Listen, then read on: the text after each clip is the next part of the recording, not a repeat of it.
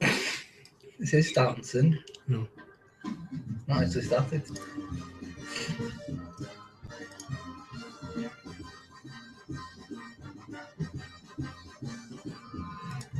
Can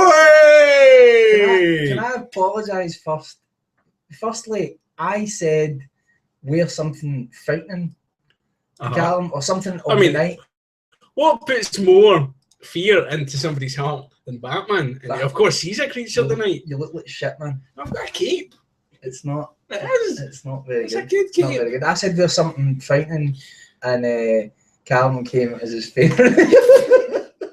Sorry. It's got a very easy removable action. My proper mask isn't here yet. It gives a break. So what's your proper mask? It's a full-on latex keep. I better take this off. Yeah, that's cool. I better take this off. I better take this off, mate. Fucking hell. So this is the first time we've ever done a live stream before, so it might be a bit of a disaster. Could be the last.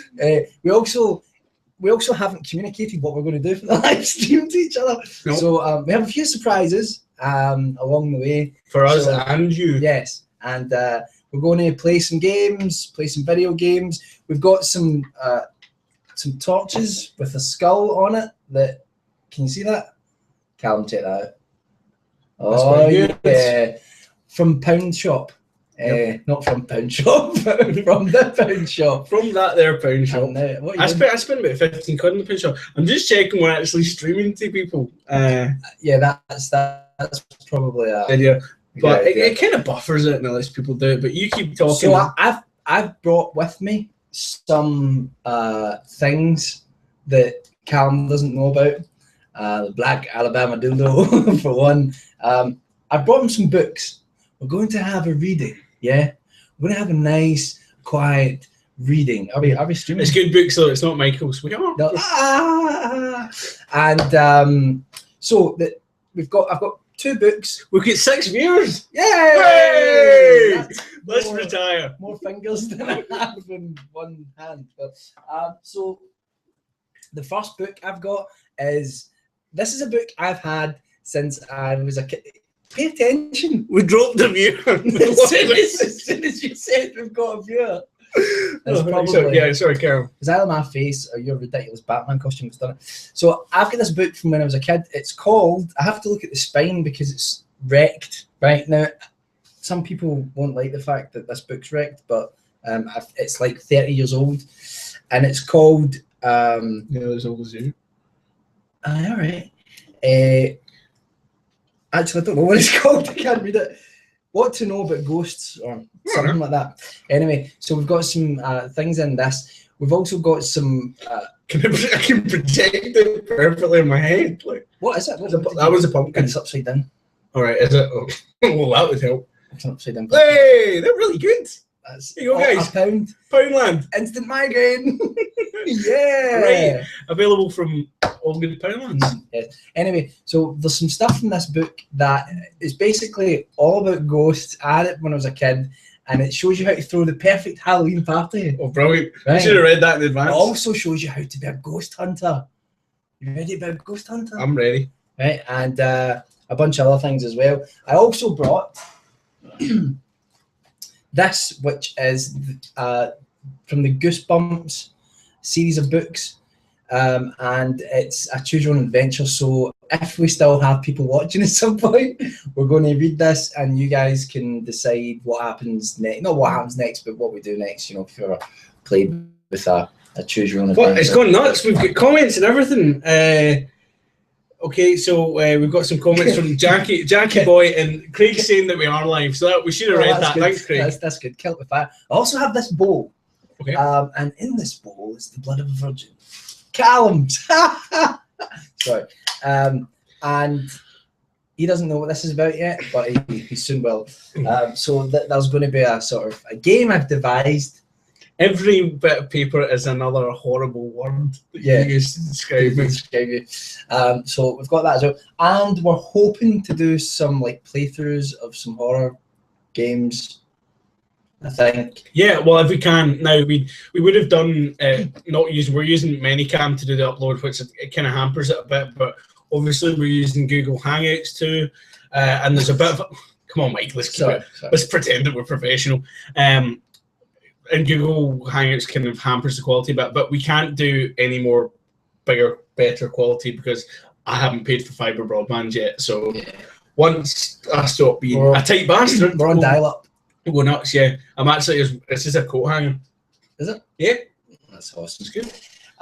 And we also have a witch's hat and other goodness. Oh yeah, Calum, check this out. Calum. Yep. Check this out. Oh, that's lovely. I got that especially for you. You know, I was going to actually take a picture of it, but we walked into. Oh wait, hang on. What is it? What are you doing? I'm trying to list all available comments. Is that how you do? Oh, there we go. You can't read it. It's on the smallest screen. Put it up in the... No, I can't because we're going to be recording that screen. Right, so I'll go into Poundland. I was going to take a picture, and I was like, "Oh, I'll get a few extra wee bits." I still managed to spend £17. That's beautiful. I've also got that. Where's my wee mask? You spent £17. £17, which is not the most I've spent. £17 because you didn't buy 17 things. No, I did. There's other stuff as well that's not Halloween related. But there's a few great things. Good man. Jesus Christ! What is that? Well, that backfired. It's Halloween string. It's good old Halloween string. What makes it different? I thought you maced me. Fucking hell, right in my eye. Sorry. You had your glass on the it's still goes through my defences. Sorry. What's different? What makes this different from normal silly string? It's spooky. It's spooky silly string. Well, we'll bring that out at random intervals. Like this one. Fucking hell. So, that was a good one. So anyway, you've wrecked my glasses. Thanks for that. I think pink. We've got a comment from Alan that said he wasn't asked. No, he didn't. We did. No, he didn't. He did? Where? Hi, Alan. Alan is our partner in crime, but normally doesn't want to be in the middle of Glasgow at this time of night because it's full of hookers. I mean, it's full of... you have got stuff all over your face. Ugh.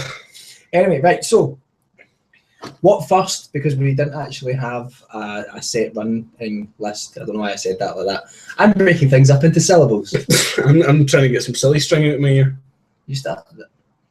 So what we're going to do first, we're going to try and play a game. Yeah, let's, some of your stuff that you've organised, why don't we try and do that rather than the stuff I've not organised. That's probably better, right? Okay, so will we do the bowl? Yeah, okay. The magic bowl.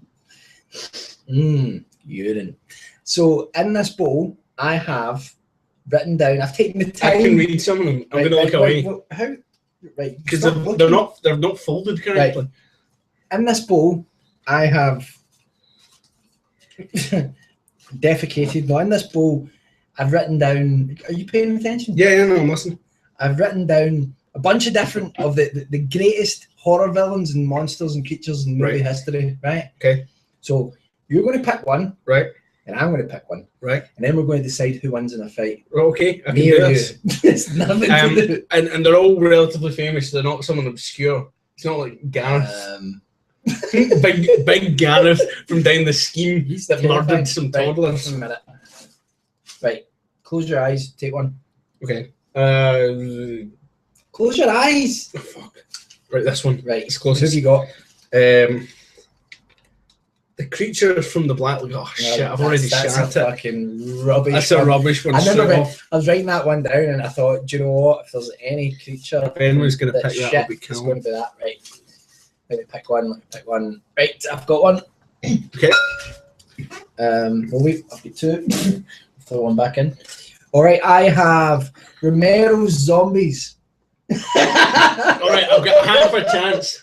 Now, if you remember in Monster Squad, the creature from the Black Lagoon's in it, right? And everyone else is causing absolute carnage, but he gets killed with one shotgun blast. Yeah, I know. So he's shit. He's literally just a guy in a rubber suit. I think that's the problem. It's pretty bad. Romero's if you're in the water with him, you're fucked. Like, what was the zombie? Was it called Zombie? The one that's got the shark in it? The zombie fighting the shark? It's an Italian zombie movie. Yes, I believe so. But Zero MBI. Which one? I'm not sure. If only we could call in Martin. Martin knows. I think Alan actually knows. He's talked about that. Yeah. So yeah, if we had some more knowledgeable. The only people thing is, on when I this, wrote some of these down, I did realise that some of them are plural. It's not like if you were pitting one Romero zombie against Creature of the Black Lagoon, it would win. The Creature of the Black Lagoon would win because. Which one would win? Sorry, because Romero clarifying because he's so shit. The Creature of the Black Lagoon would win if it was 1-on-1 because Romero zombies are just like.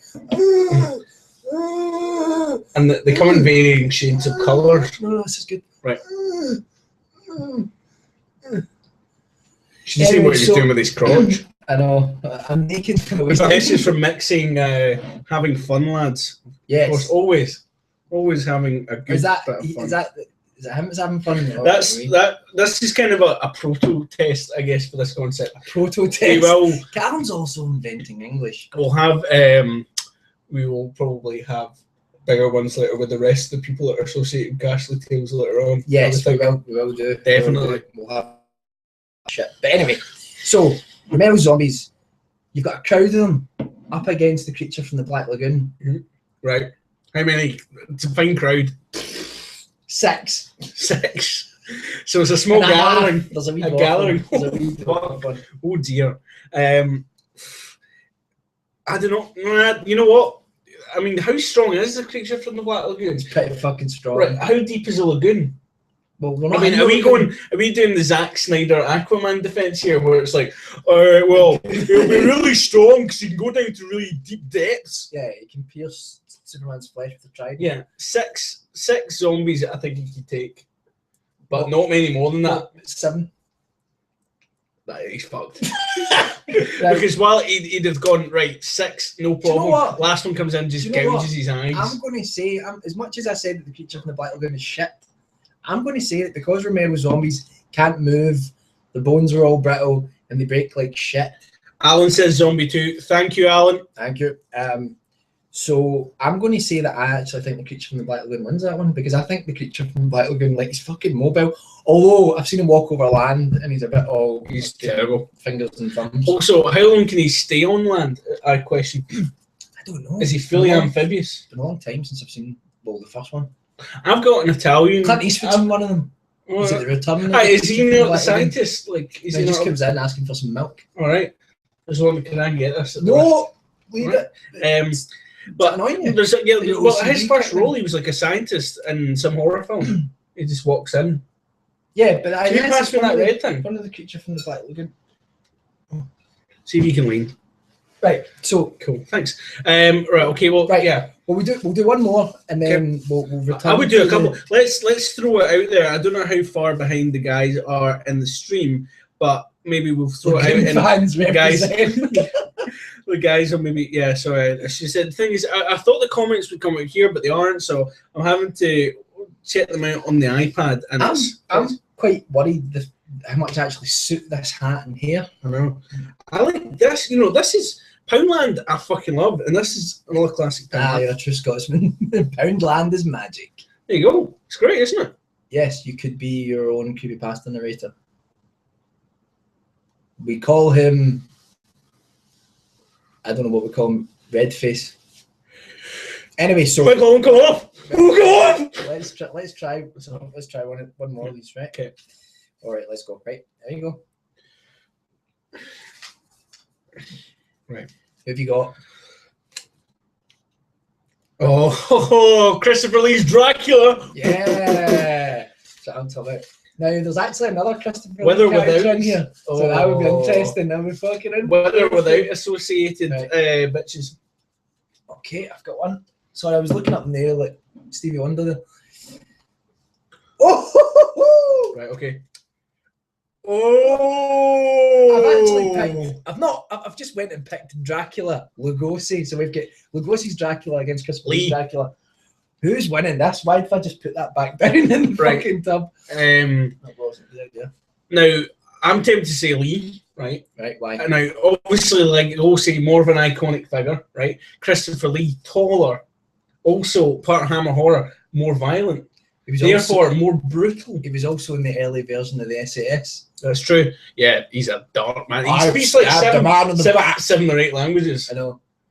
So 12, is he not fluent in like 12 languages? Maybe I'm 15. He's fluent in 15 languages. Even at his advanced age, he would not hesitate. I snapping your neck. I sing heavy metal. Yeah, check out his albums. Aye. Yeah, it's great. Okay, but no, right. So it's like genuinely, here's my thing. Lee's Dracula, a lot more nimble. Right. A lot more sexy. Mm. But Lugosi's Dracula, I think somebody's granddad has, pedo granddad. He's got something of the night about him. He's got, well, of course he does. He's fucking Dracula. Yeah. I don't know. See, Lugosi's Dracula genuinely feels like somebody that's maybe like 500 years old. Right. Yep. And is maybe not quite human. Whereas Lee's Dracula, sometimes, I mean, some of the films you get no dialogue and he just looks like a very angry man. Like Dracula in 1975 AD, which has got one of the most 72. Yeah, sorry. Which has got one of the most hilariously over the top soundtracks ever. Yeah. And ultimately dies by falling in pits, and he gets killed by holy water, and he just goes, the Father, the Son, and the Holy Ghost. Right, I'm going to say Lee, and the reason I'm going to say Lee is that, and spoiler alert, because I won't argue with you. If you haven't seen the original Universal Dracula movie, Dracula's actually killed off screen. Yeah. So there's not even any sort of big showdown with Dracula. He's killed off screen. You hear him scream, and that's it. Whereas in the Hammer horror ones, it always takes Lee's like horror Dracula. Peter Cushing's running along. He's playing Van Helsing. It's not just Peter Cushing. Yeah, can we also say as well what Van Helsing is better? It's got to be Peter Cushing. Oh yeah. Any day. Although I think the actor that played Van Helsing in the Lugosi film might be Scottish. Okay, well, that doesn't make any difference. I'm not again. I don't care. But I do love my homeland. Anyway, so I'm going to say Lee, because I mean, in the Hammer horror Dracula movies, you get Van Helsing having to run along a table of all things, jump on the curtains, pull the curtains down, the light streams in, then he has to run back along, picks up one candelabra, but not just one Calum, then picks up a second one, puts them together like that, and Christopher Lee's Dracula has had it. Then you've got... Is there not a hilarious clip from that we found? No, it wasn't. It's not the first Hammer Dracula film. It's it's like the second one with the other Baron. There's like a hilarious clip in it where he falls over or something. The Bride of Dracula. Yeah.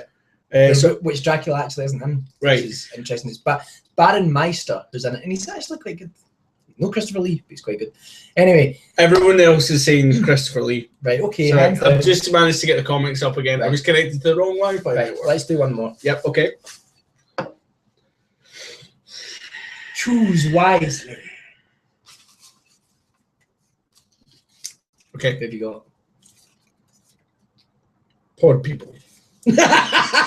Sorry. Do you know what the pod people are? Yes, body snatchers. Yes, Invasion of the Body Snatchers. Now, interestingly, I haven't said which version, and there are like 4 versions of the pod people who come from outer space, these little seeds, and then basically either depending on which version you're watching, either take over the bodies or grow replicas of people and then replace them, but they have no emotions. Yeah.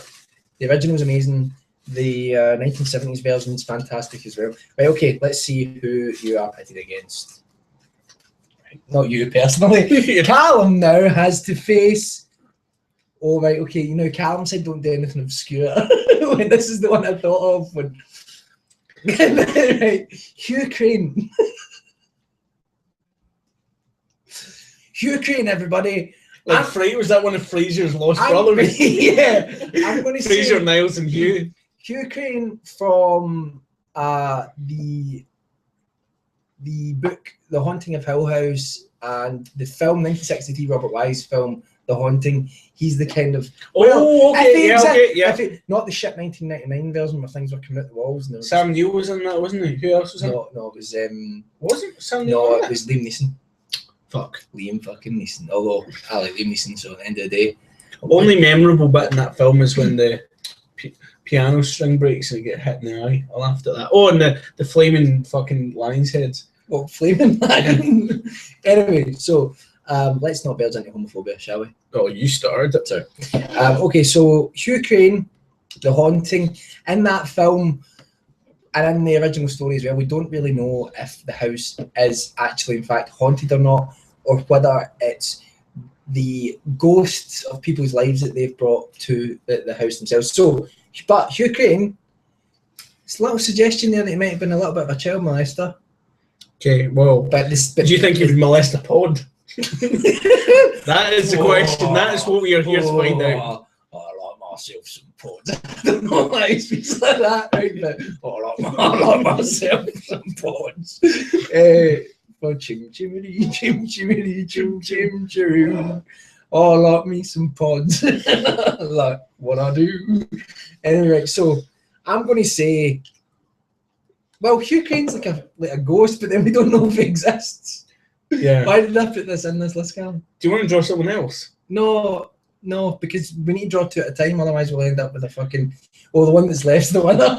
No, but that's what I mean. Let's leave the pods on the table and draw someone else that's tangible. No, because let's not fight a concept. I'm not going to lie. There's a couple of people that aren't tangible in this list. Yeah. The difference is with Hugh Crane is that you never really know if there is a ghost or not. But you see the door getting pushed and all that, so I think there is. Right. I'm going to say Hugh Crane because Hugh Crane does whatever the hell he wants. Okay. The pod people are pretty scary though. Right, I don't keep saying let's do one more. We'll do one more and then we'll move on to something else and we'll come back. Right, so you think he's beat the pod people? Yeah, do you know? Right, but what if he's not a ghost and the pod people replace him? Only if the pod people go into his garden. What if the pod people are Hugh Crane? What if they've taken him over?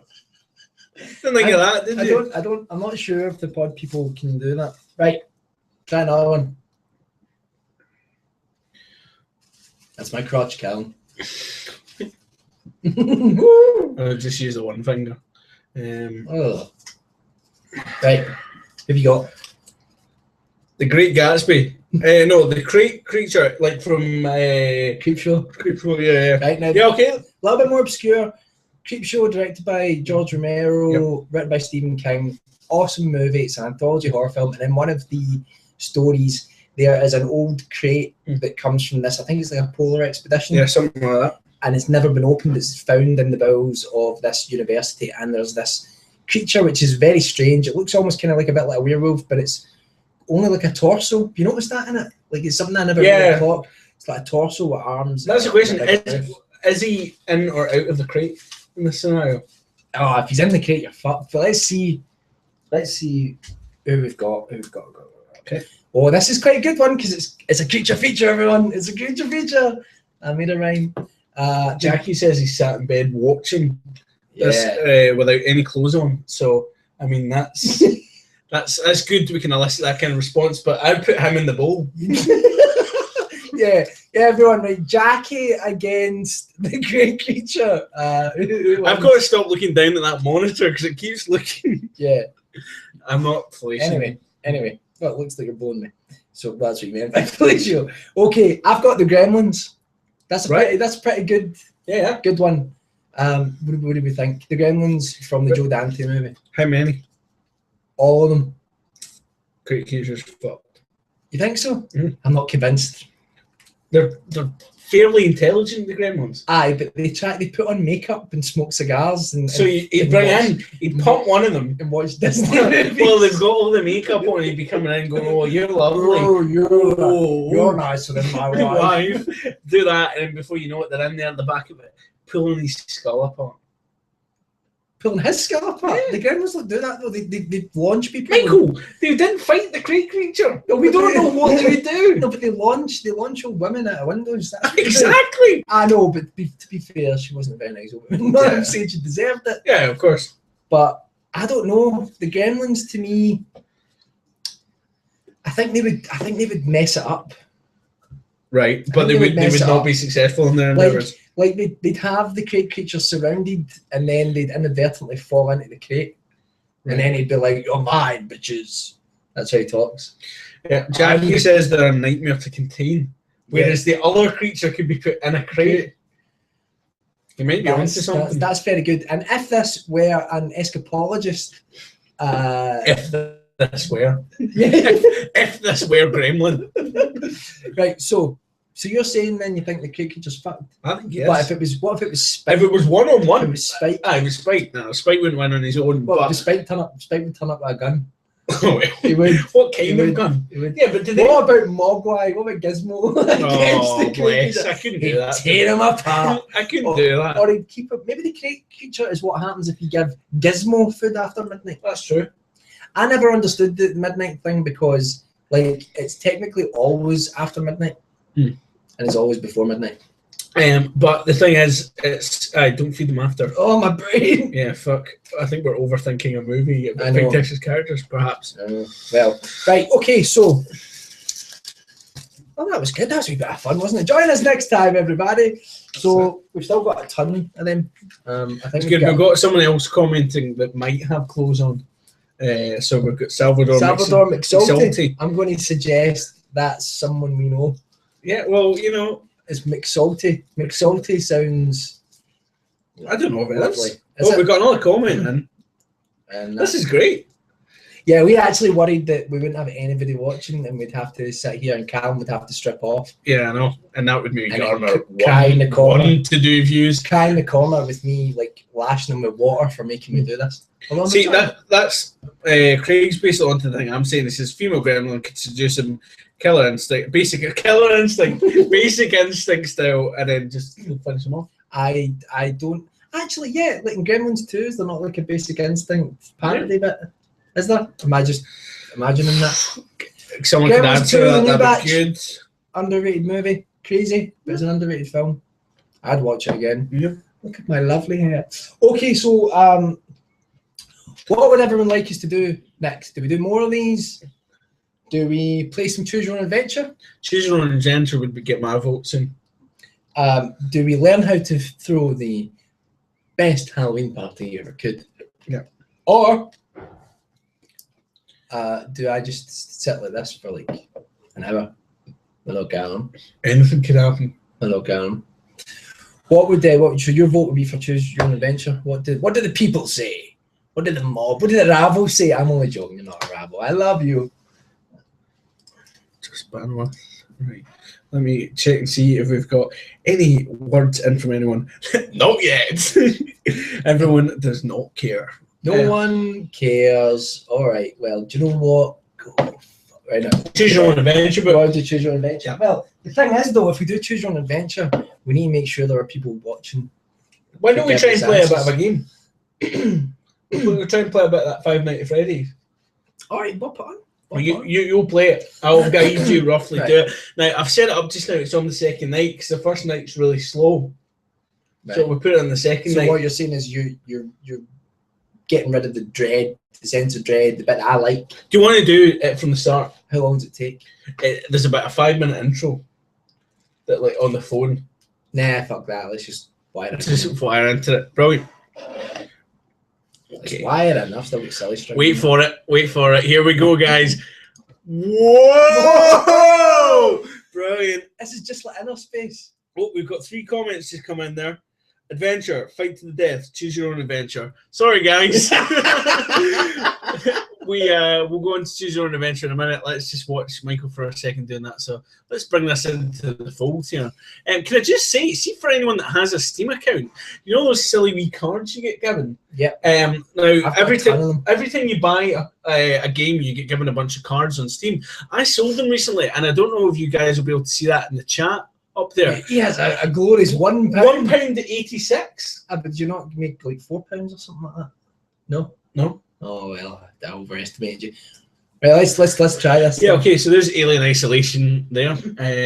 Let's put Five Nights at Freddy's on right now. So this is a simple concept. Let me just run you through it before we drop into it. The things that you essentially have to do is there's a laptop in the center of the screen. You've got a monitor to see that. I was just sticking my mouth there. There's a laptop at the bottom of the screen that you tab down, and that lets you access the camera feeds to see them, right? Okay.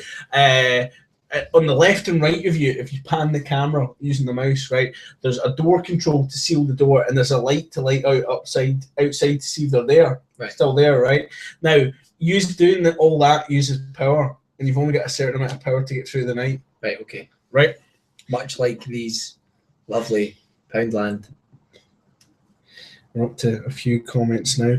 Let me just check to see that. Why don't I look at the comments while you're doing the? Yeah, sure. What did you guys think of Alien Isolation? Good question. I enjoyed it. I don't know. I can't play it. I lent it to Mike, but his graphics card can't do it. Meek's a... Yeah, Meek. I said Meek was there earlier on. Yeah, I didn't know. I just want to check and see that maybe if we can get it in the comments. You just have to refresh it. If we can get in the comments, someone can say if they can actually see Steam at the moment. That would be good. If we can get someone to confirm that they can actually see that. Otherwise, it could be awkward. Yeah. Alien Isolation was good. I managed to get it for £20 because I got a game key. For that price, it was worth it.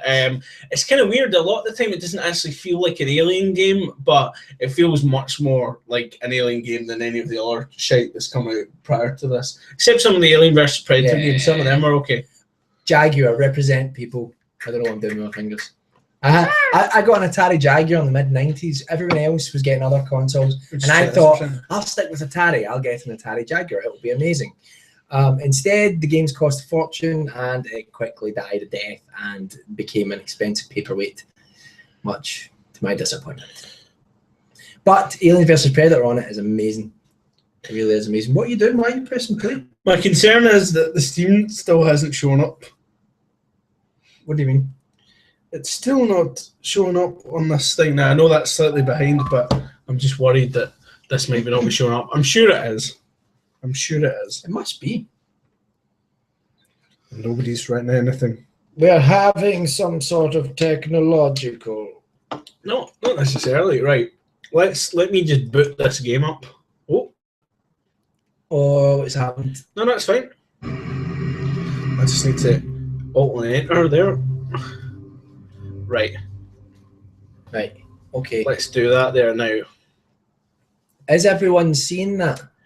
They should be able to. Can you tell us if you are seeing that? How long's the delay? Ooh, Calum's arm. Should I scale this down a wee bit here? Shall I scale our wee pictures down a wee bit? Wee pictures. Right. Nope, we've got another comment. Hold on. What? Can't both scroll at the same time. Pretty decent job from the Total War boys. That's it. Oh, there must be a bunch of people from Total War boys watching it. Oh, it's Andy, Big Andy. Hey. Hello, Andy. Hello, Andy. Right, can anyone see the... I said that like I was angry there. I know. Can anyone see the Five Nights at Freddy's game? We've just got another extra comment in there coming in. We have a circle. We have a circle? Right. Right. Okay. Fuck, it might. I wonder if it's... Oh, shit. Is that... I think that's what they're seeing. Brilliant. Okay. They can hear us. Let's go back to that and see if that works. Fuck. Have we ruined this? Have we ruined this? Wouldn't be the first time. It's not updated. But how long's the delay? Shit. Oh dear. But they can hear us though. They must be able to They can hear us. Oh no! Wait, look! That was working. Fuck. Right. I'm concerned now that this isn't. I can see a black screen. Great. Right. So that then. Yeah. And I don't seem to be able to now get us back. Yeah.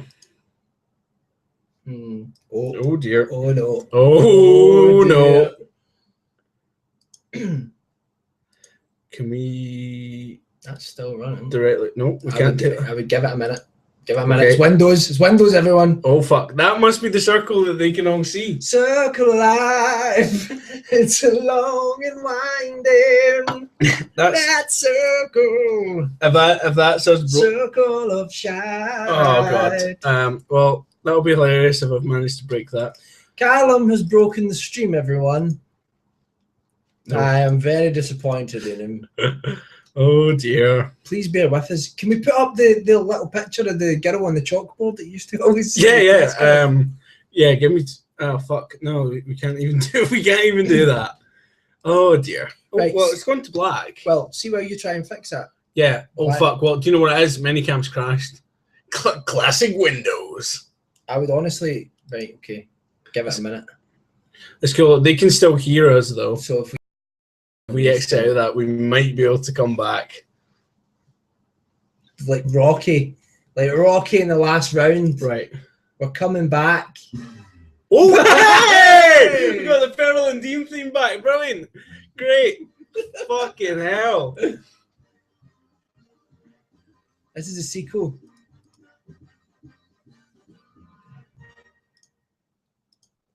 Welcome to Jurassic Park. We managed to recover that. I think because that went full screen.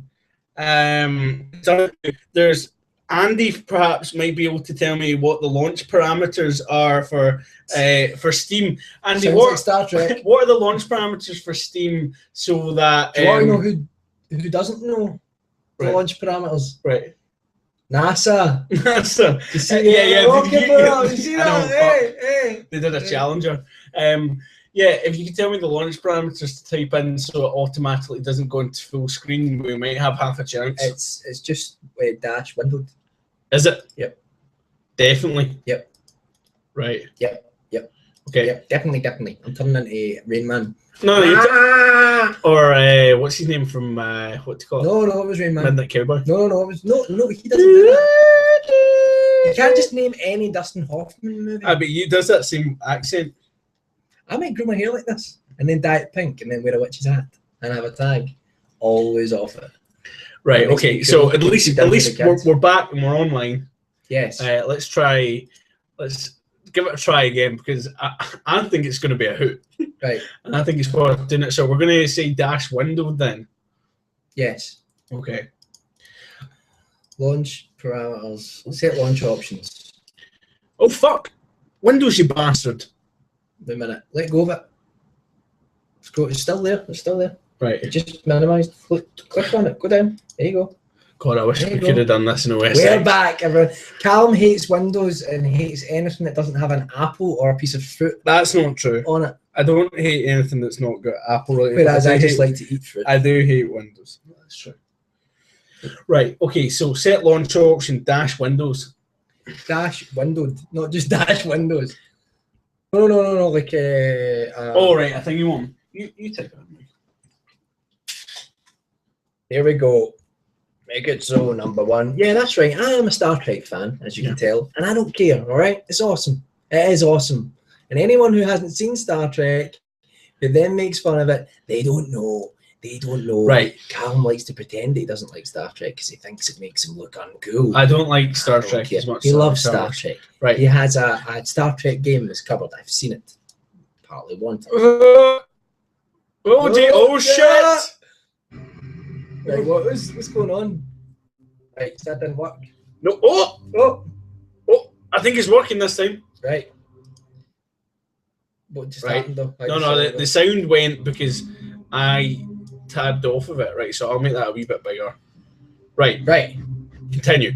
Okay, so what do we do, Cal? Right, now, let me run you through it again. There's a laptop at the bottom of the screen. You slide the mouse down, it brings it up. You click on the different camera feeds. You've got to make sure you know where they are at all times. If they're getting too close to you, you've got to... Who's they? The animatronic creatures. No, you've got to put the door barriers down to stop them, right? But you can only use so much power. So I'll continue. I'll start you up. Right. So I'm hoping this is going to be streaming-wise enough. I think we should be good. Classically, what are the buttons? Just mouse click. Right, so if you pan down there, that brings your laptop up.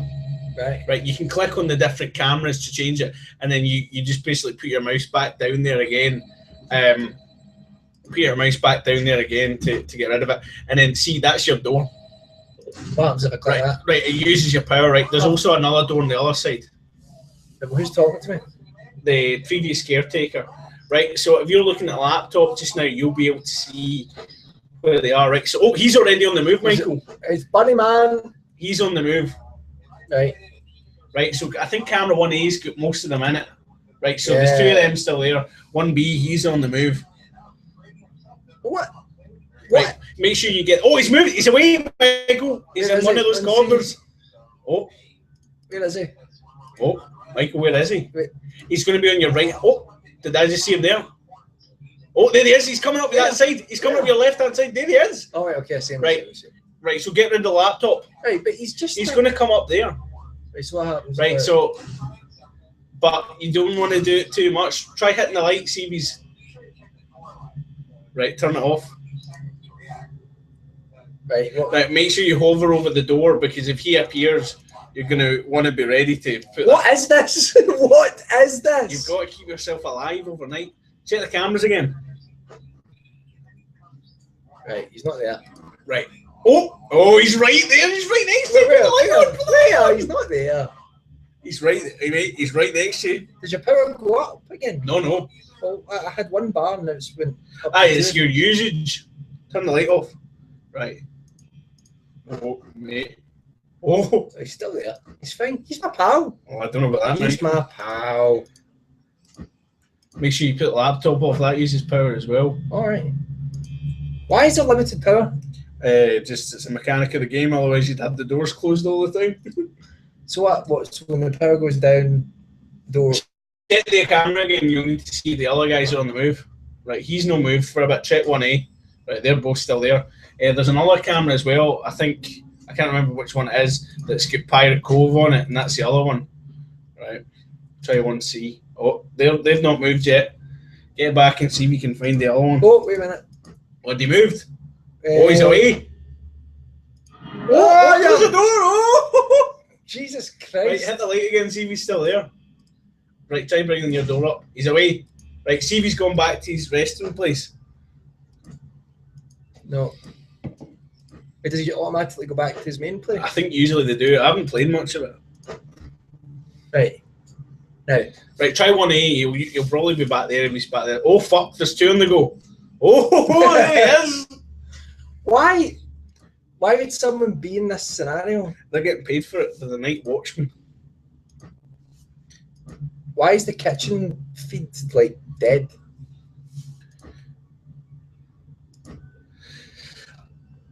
Andy's actually come back with an answer, but unfortunately, someone's moving.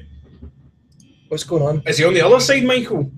Has he come to the other side this time? Oh. Where is he?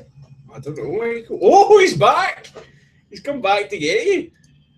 Nah, he's fine. He's my pal. What happens when he gets you? Does he give you a hug? He rapes you. Jesus! Literally, they force you inside 5 this suit. fingers at Freddy's. Make sure not to spam. You've got to last until 6 a.m. Jesus. Oh, right, he's gone away, I think. Unless he's there. Oh, there he is. Oh. He's gone now. Yeah, Andy gave us the answer, but unfortunately he gave the answer for 1080p, and this game is limited to 720p. You can't change the resolution for this game annoyingly. Right, what's going on here? Oh, right. There's Big Freddy. He's still there, but where's the other ones, Michael? Who's Freddy? You can. He's the bear. Oh, who's that? I think he's walking away from you.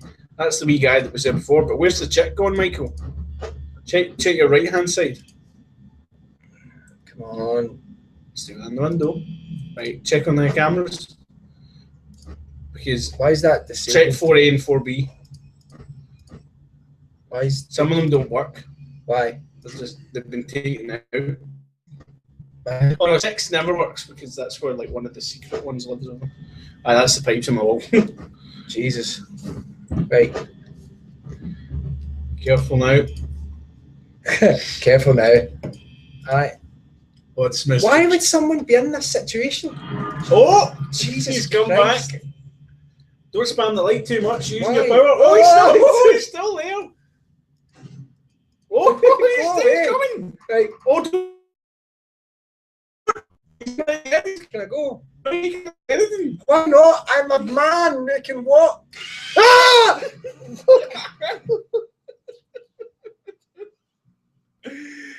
Oh. Do you know? I'm a man of a nervous disposition. I see monsters everywhere, and I don't need that. I really don't need that. What happens if you get to the end? You unlock harder modes. Is that? Well, it goes so reward is more crap. So, should we give that a rest? Yeah. At the risk of your heart Jesus bursting. Christ. Let's see what our lovely viewers. Just refresh top right. We've lost 4 viewers, Calum. We've lost 5 viewers. Oh yeah, fuck. People are really lost interest. You know, that's what I would do. Well, I suppose It's working. People did ask for choose your own adventure, so perhaps. Right, okay. We will try some choose your own adventure. Let's try one more Fight. Yeah, sure. Smash. Right, okay, here we go. Right. Oh, we got a comment. Here you go. Oh fuck. That's a different video. yeah, that's good. Whoops. Right. Ooh. Go on. What have you got? Let me just check. Oh, Jason Voorhees. That's a good one. Voorhees. Really what we want here. Let's see who we get. Jason Voorhees versus the Id. The Id? Yep. Jason Voorhees versus the Id. What's the Id? Forbidden Planet. Have you seen Forbidden Planet? Oh, yes, I have indeed. Monsters Is that the invisible creature? Yeah, it's drawn through technology and created through nightmares. Right, so Jason Voorhees is fucked. Basically. I mean, we're talking about an intangible creature here. No, it's not really intangible because you see its feet and the sand. Right, okay. But the machine that they... I'm actually ruining the end of Forbidden Planet for people that haven't seen it. No, anyway, it's a classic. You should watch it either way. It's the monster that's in the Forbidden Planet, and it has unlimited energy. It's a bit like the Hulk, actually, when you think about it. I know. Someone said Jason Voorhees just continually. Someone's just said, I didn't know this would be a Shifty Bun podcast. I would have come earlier. Thanks for not having faith in our other products. It's Steakston. Back in the day of the bun. Anyway, so I think I don't know. The thing is though, Jason Voorhees like the thing is, first film, spoilers, it's not Jason Voorhees. And then second film he sort of comes back, like he wasn't dead, and then it's kinda like he's supernatural. It really runs away with it. I think the first one. In fact, there's a film that there's one of them. Jason's not even in later on. Don't forget Jason X as well. Can I just say something for the record? I went to the cinema to see Jason X. I thoroughly enjoyed it. Yes, you thought it was a totally different kind of movie. Yeah, I thought it was about 10 gay men called Jason all going at it. Jason X is, I think, much better than people give it credit for. It is rubbish, but it's good rubbish. It's just fun. It's a lot of fun. And in what other film would you get to see Candyman fight Jason? Is it Candyman? Is it the guy that played Candyman? I think it is. I may have that completely wrong. Right. You're physically saying Candyman, at which point I was going to go, I'll stop you there. I'll stop you there. Though he does fight an android that was made by a man that's shagging. shagging his own android. I know. Who would? And he's got this thing where everyone else hates him, but she really seems to like him because he's programmed her to like him. I know. It's the best, healthiest relationship I've ever heard of, people. So I don't know. That's difficult, man. That is difficult. I think it could be like a stalemate because Jason Voorhees would just keep coming back, wouldn't he? Thing is, Jason Voorhees. Or do we count one death as one defeat?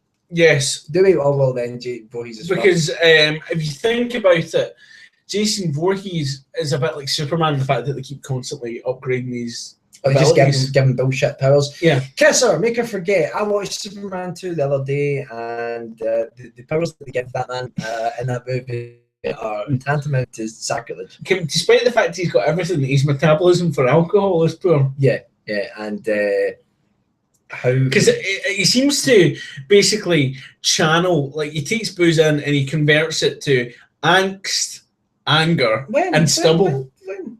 Oh, no, that's Superman 3. And he's poisoned by the red kryptonite. Anyway, sorry, this isn't a Superman podcast type thing. Sorry. Okay, right. Well, we do one more. I know I keep saying that. We do have quite then we should go on to the... We do have quite a few Book of Secrets. So, the Bowl of Death. It's not really. Not that one. Who've you got? Paula Radcliffe. Dracula Lugosi. Did you put that back in? Aye, that was one I put back in by accident. Right, sorry, go again. Right. There's quite a lot of them in here. Wait, I say. In fact, I want to get that again. We're going to get really obscure. It's going to be like... I can't read that. Calum's mum. Right. The Infected. Right, from 28 days later. Days later and that, Yeah, okay. that sort of thing. Okay. All right. That's quite a good addition. Who are not zombies, by the way. Yeah. Because they never die. Well, they do die, but then once they're dead, they stay dead. All right. The infected. Oh, this is a good one. Right. The infected. Sorry, I got a little bit too excited there. The infected versus the Cenobites. Cenobites. Yeah. How many infected though? Would you think they'd still just even still though, the Cenobites, even if they were getting munched on, would enjoy it. Plus, so what you're saying is no matter what, the Cenobites would have a moral victory. Yeah, pretty much, because like the Cenobites are habitually banished. It was only in the second film they were actually killed, but even then, they were just separated from their former selves. That scene where Pinhead becomes good, no major spoilers again, and then he's going to go toe to toe with Dr. Death. But it lasts 2 seconds. I'm always really disappointed. It's such a brilliant scene, and you're like, this is going to get amazing. Plus, it's so like, considering like they're meant to be known for their kind of completely and utterly unrelenting and like unfathomable connection to and ideas about pain. Their idea is just to go, let's throw a chain at him. I tell you what causes me pain. Button right there in my face. Oh, and not only that, I ate a fishy pizza. So did I.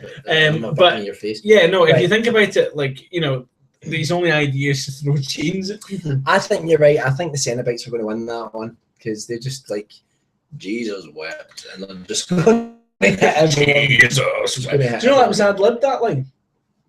Was it? Because he was meant to say "fuck you," and then the actor just literally went, "Jesus wept." Okay, would you like to learn how to be a ghost hunter? Yeah, let's do it. All right. So, as I said at the start, for anyone who wasn't here, this is a book I've had since I was a little boy. It's partly one of the reasons why I'm so fascinated by the paranormal, and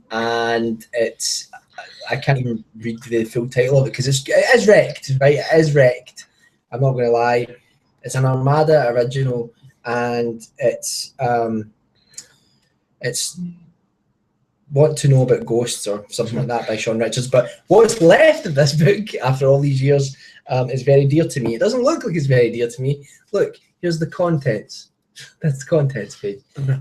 But I learned much later on in life that you should look after things. Maybe about 6 months ago. So even then, it's the transition period. It's terrible. Can we stop it just before you start? Jackie's asking how the infected would face off against Rolf Harris. Well, he just the octopus. So you can take on at least 8. You know, imagine we'd done that. We'd put Rolf Harris and Jimmy Savile and Gary Glitter in there. Who's the ultimate? What about Jimmy Savile and Rolf Harris versus the Predator? Who's the greater predator? That's what we want to know. Right. Jesus, that broke my heart. Rolf Harris. Jimmy Savile, everyone was like, well, whatever. Fair enough. Rolf, you didn't. In plain sight.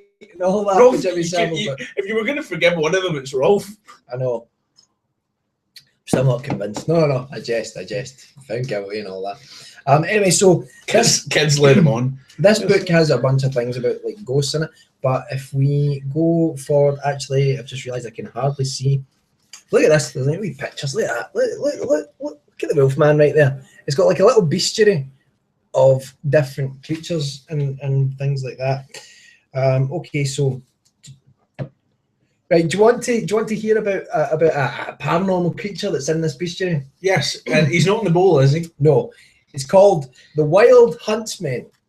Right, ghostly hunters who ride on horseback through the sky on stormy evenings are known in all parts of the world. Kind of like the Horsemen of the Apocalypse. Or? Yes, only the world's not ending, just your world if you see them. Sometimes they ride alone. Sometimes in small bands, band on the run. But always they are believed to be an evil omen for the town or village over which they pass. They never go near cities.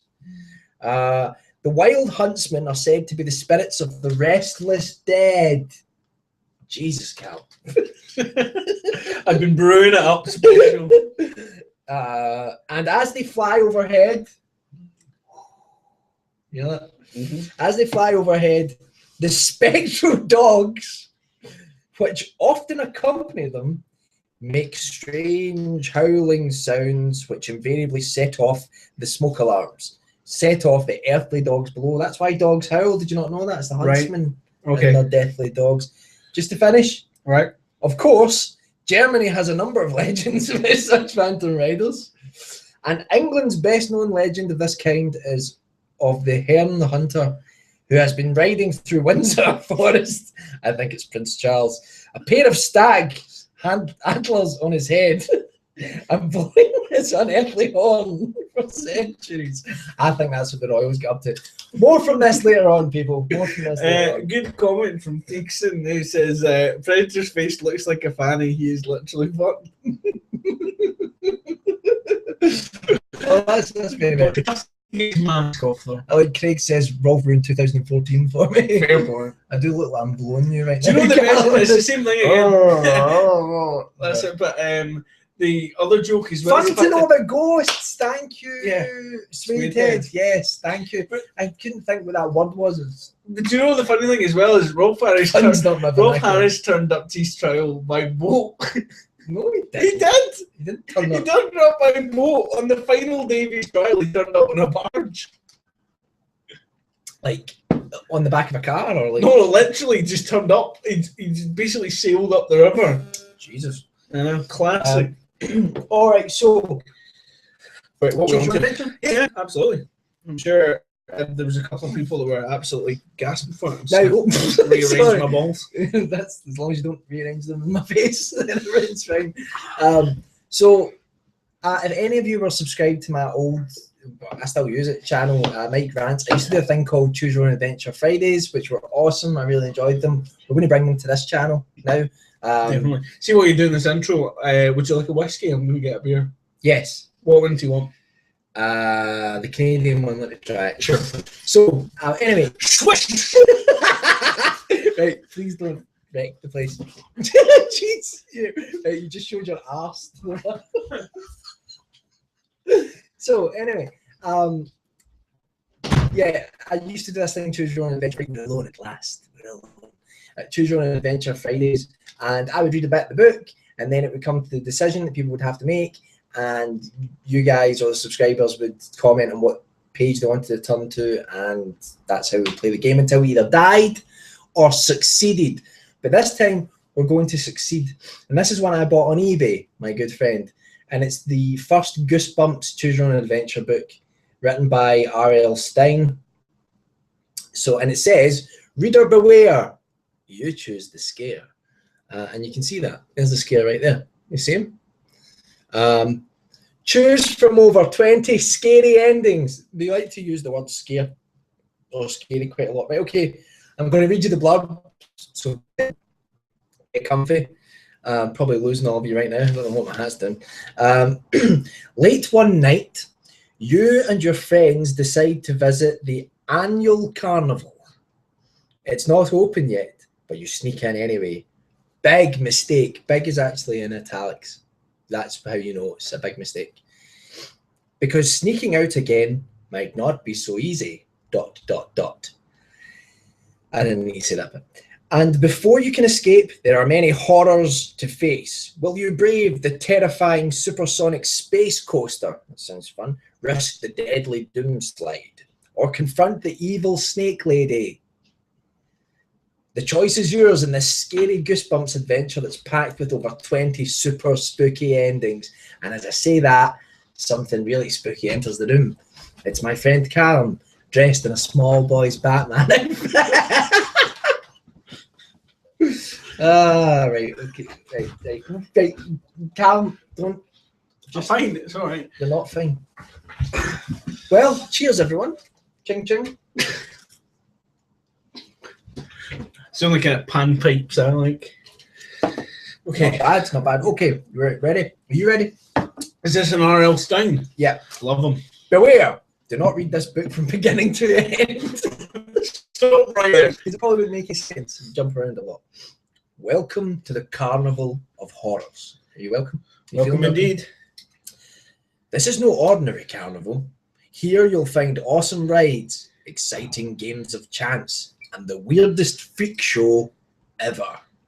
Calum's family. No, that wasn't nice. That was a little bit uncalled for. I'm sorry, your family are lovely. Right. Do you dare to enter?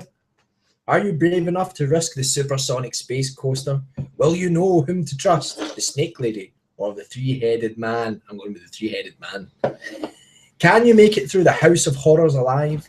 This scary adventure is all about you, Calum. Italics. You're in control. You decide what will happen, and you decide how terrifying the scares will be. Start on page 1. It's a good place to start. Then follow the instructions at the bottom of each page. You make the choices. Sorry, that's getting a little bit intrusive. If you make the right choices, you'll escape from the spine-tingling carnival of horrors and time. If you make the wrong choice, you get bummed. Alright, officially comes round your house, shakes your parents' hands, bends you over the desk. I have legally binding document. Yeah, his top hat as he goes. Anyway, okay. If you, if I read that bit, no, it says beware. It doesn't say be bummed. It says beware. So take a long, deep breath. Alan's deep breath. Alan's lover. Cross your fingers. Cross your fingers. The other ones too. All of them. All of them. Cross all of them. What about the other ones? My legs are crossed too. What about the other ones? I look like I've got horrible arthritis. Right. Cross your fingers and turn to page 1 to give yourself goosebumps. Page 1, 2. You mean 12? Okay. I give you okay. All right, here we go. What do you want to do? I don't know, Patty. Right, okay, so who's you want to do the girl's voice? Yeah, okay. Right, first line. What do you want to do? Oh, for fuck's sake, you need to. So, what do you want to do? I don't know, Patty. What do you want to do? Not fair, Brad. That's you first. Pump. Right. Patty and Brad, your two best friends, arguing. Immediately, I would not have two friends called Patty and Brad. So, and like, but also they would be my best friends. I don't know. That's not nice. You know someone called Patty and she's very nice. Her name's Patricia. And she doesn't even call that. Anyway, so where were we? Your two best friends arguing as usual. It's the last week of August, and Patty and Brad haven't stopped fighting since your summer holiday started. Patty likes being bossy. Why do they make the women bossy? Well, yeah, no. Dad can't be bossy, has to be the women. Actually, it's give yourself goosebumps RL9 / guide for shopping. Give yourself homophobia and okay. And Patty and Brad haven't I read that. Patty likes being bossy. You don't mind though. It's no big deal. It's hard to win a fight. Since someone's been dominated, I don't mind. It's hard. Wait a minute. It's hard. It's hard. Said Patty. Jesus. It's hard to win a fight with her anyway. You don't know why Brad even tries. You guess it's because he does. We're halfway down the first page. You all right? And I'm dying here. I'm just gonna shut up. Right. Oh my god. You guess it's because he doesn't want to look like a wimp in front of a girl. Yeah, way to go for stereotypes, guys. There's nothing to do. I guess I'll just go home, Brad says. He shoves his hands in his pockets. Cracks one out and goes home immediately. Right in her face. Right. Then his shoulders slump and he sort of shrivels up. Yes, you guess Brad is a bit of a wimp, even if he is your best friend. Also, Patty's not your best friend. Right? Okay. You're so boring, Brad. Why are you saying it in a guy's voice? I can't do it in a woman's voice. I'm a man. Yeah. You're so boring, Brad. Is that it's American? They're maybe American. I don't know. Do you want me to do Czechoslovakian? Patty complains. You're so boring, man. Whenever Patty complains, her freckles really pop out. So do her breasts. Now there are about 1 million of them spread across her face. What, her breasts? Hey! Oh no, wait a minute, this is you. Sorry. Hey, I know what we should do. Patty suddenly bursts out. That's a weird turn of phrase. It's a bit strange. Let's bike over to... Let's bike over to Bennett's Field. Well, from Commando. Oh, we'll kill you, John. I will kill you. Right. That's it. I'm going to shoot you between the balls. Right. Let's bike over to Bennett's Field and watch them set up the carnival. I don't know, you answer. It's getting dark. My dad doesn't like gypsies.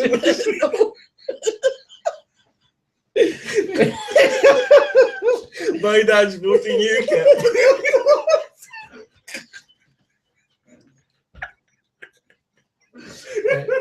Is anybody still watching? Yeah, we've still got some viewers, amazingly. Wait. Jackie says this. I don't know your answer. It's getting dark, and my mum and I have to be in by 9. Wait a minute. Wait, no, I must have read that wrong. And my mum said I have to be in by 9. Why? What did I say? Your mum and I have to be in by 9. Right. It's only a quick bike ride, Brad says. Are you some kind of wimp? Brad calling you a wimp? You can't believe it. Okay, you agree. But if it's as bad as last year, there won't be much to see.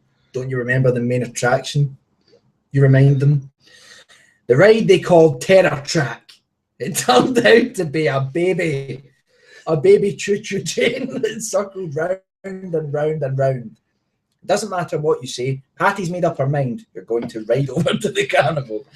A hot, humid breeze blows in your face as you pedal along. Patty's in the lead. The breeze is coming from her ass. No surprise. And Brad's puffing back. I do not care. He's a rasta. I can just see my giant dreadlocks now. Slow down now, man. There's no need to be cycling so fast. It's dark by the time you reach Bennett's Field. He'd already killed John this season. You and your friends drop your bikes in the grass and race across the moonlit field towards the huge wooden fence that surrounds the carnival. To take a closer look, turn to page 3. Look, turn to page 3. Look, turn to page 3. That's page 3. As you reach the carnival entrance, you hear music coming from inside. Oh, what a night, late December, back in '63. German trance. Not the usual corny organ stuff they always play. It's really strange music. It sounds familiar and totally new at the same time. That doesn't make any sense. Brad stretches his neck to try to peer over the fence, but no luck. Brad has a short neck. Brad has a short neck. The fence is far too high. Patty giggles. No, sorry. Patty jiggles. Jiggles the padlock on the door. It's sealed shut. I guess we'll have to wait until tomorrow night when the carnival opens. Brad says, right, come on. We need to give them a... Don't do voices when I'm drinking. Right, okay, where are we? Right, there's Patty right there. I'm saturated in all manner of fluids. Right, okay. No. Right, Patty's okay. I guess we'll have to wait until the... No, that's Brad. Right, shit, Patty jiggles the padlock. Right. No way. Why does Patty and Brad have the same voice? I know, sorry. Right. No way, Patty says. Let's climb the fence now. Why does she have the same voice? Because I'm not a woman. You do voices all the time. Oh my God.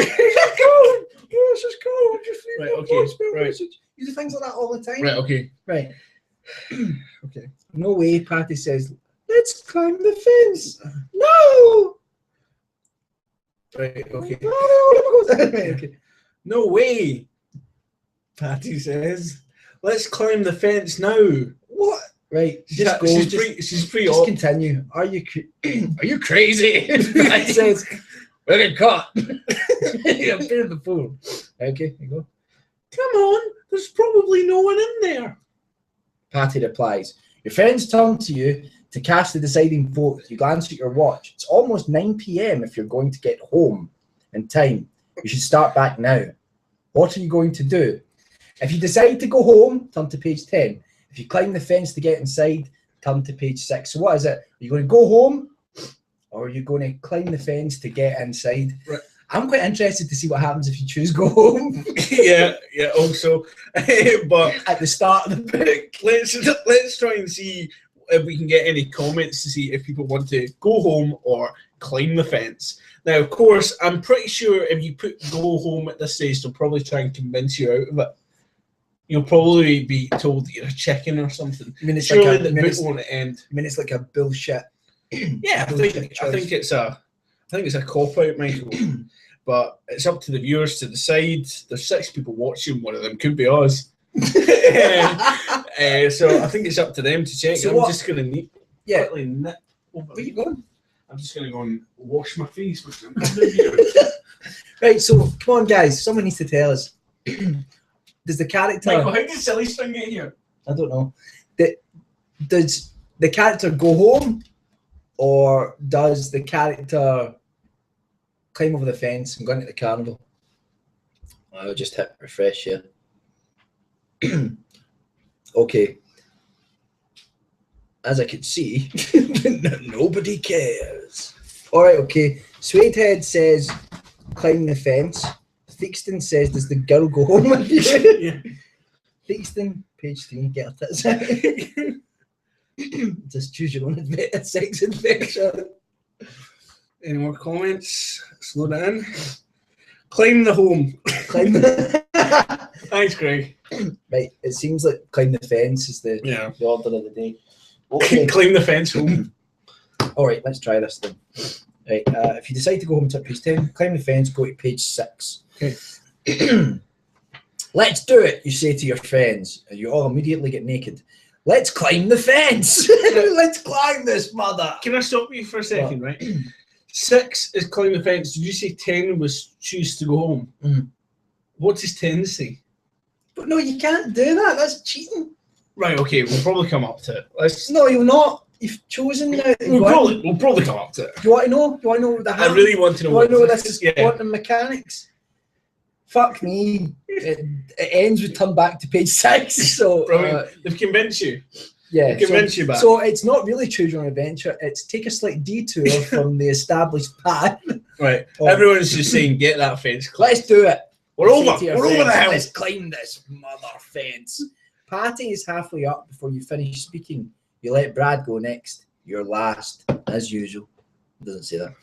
It's a hard climb up. There's really no place in the fence to get a good grip, but you make it to the top. Swing your legs over and your cod and tumble down. You land in the grass. Sounds very graphic. You land in the grass. You're inside.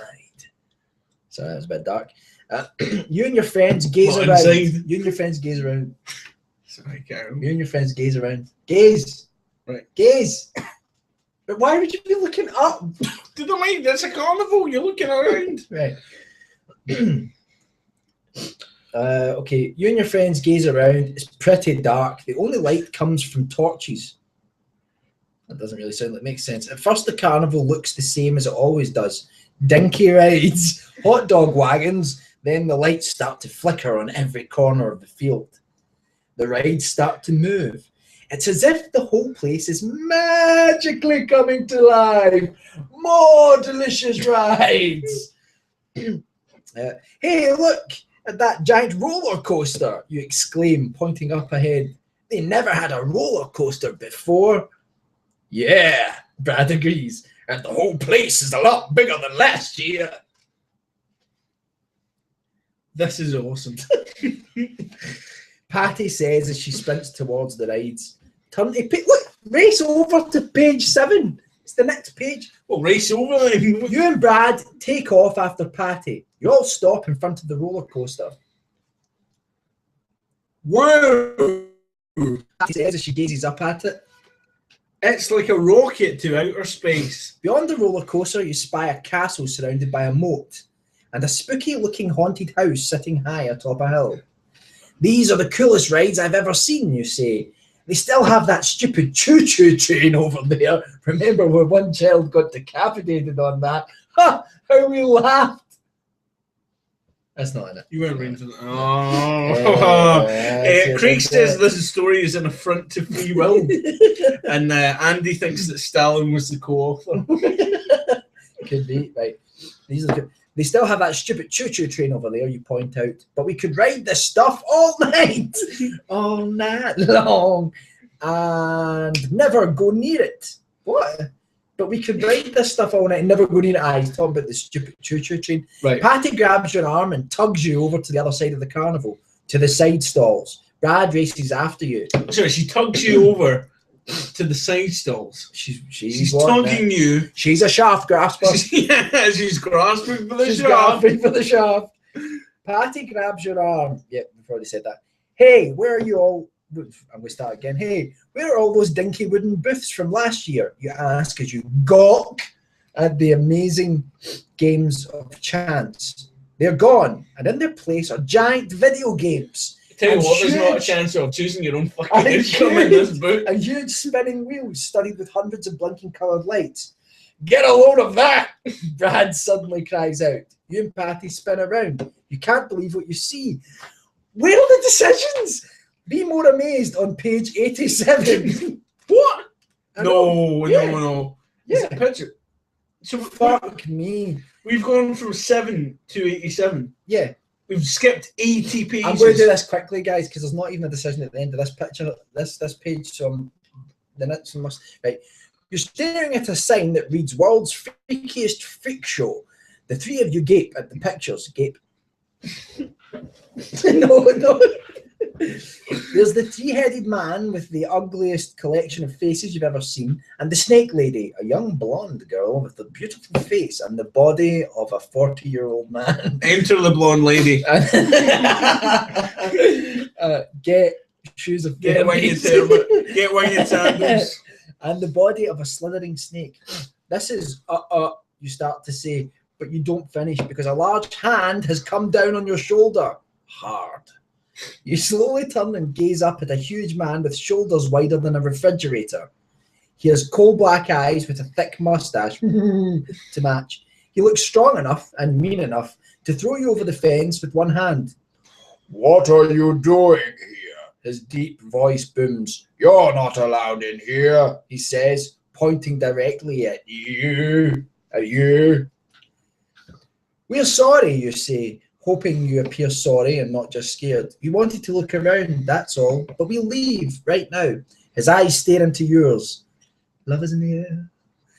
He clamps both hands down on your shoulders and says, you're not going anywhere. Right, okay. And surely there's a choice at the end of this one, and then maybe we So where have we turned back to? Yeah, there's a choice at the end of this one. Page 4. Right, so we've gone from 7 to 4. Welcome to Choose Your Own Adventure books. It's a beautiful concept. What do you mean? Brad asks, trembling all over. I've just had an idea. A great idea, the man replies. I want you kids to stay. Can I just say, we've not had a comedy for a while, so you're bombing, Michael. I know. And try out the rides before the grand opening tomorrow. Patty's eyes open wide. Ooh, just cool. She says, are you sure it's Jackie's just leaving there, so... See you later, Jackie. Thanks very much for joining. And really, I apologise for how shit this book has turned out, but we're going to go away from it in a minute and do some other stuff. Where was it? Thanks for joining us. Are you sure it's all right with the owner, you ask? I'm Big Al, the manager, and what I say around here goes. Big Al digs around in his checked jacket and pulls out 3 maps. He hands one to each of you. Study them carefully, he says. If you have any questions, ask them now. Your eyes fall upon the map. You have a question, but when you gaze up, Big Al is gone. He's vanished. A whole carnival to ourselves? Where should we start? You stare down at your map once again. You notice that the carnival's split in half.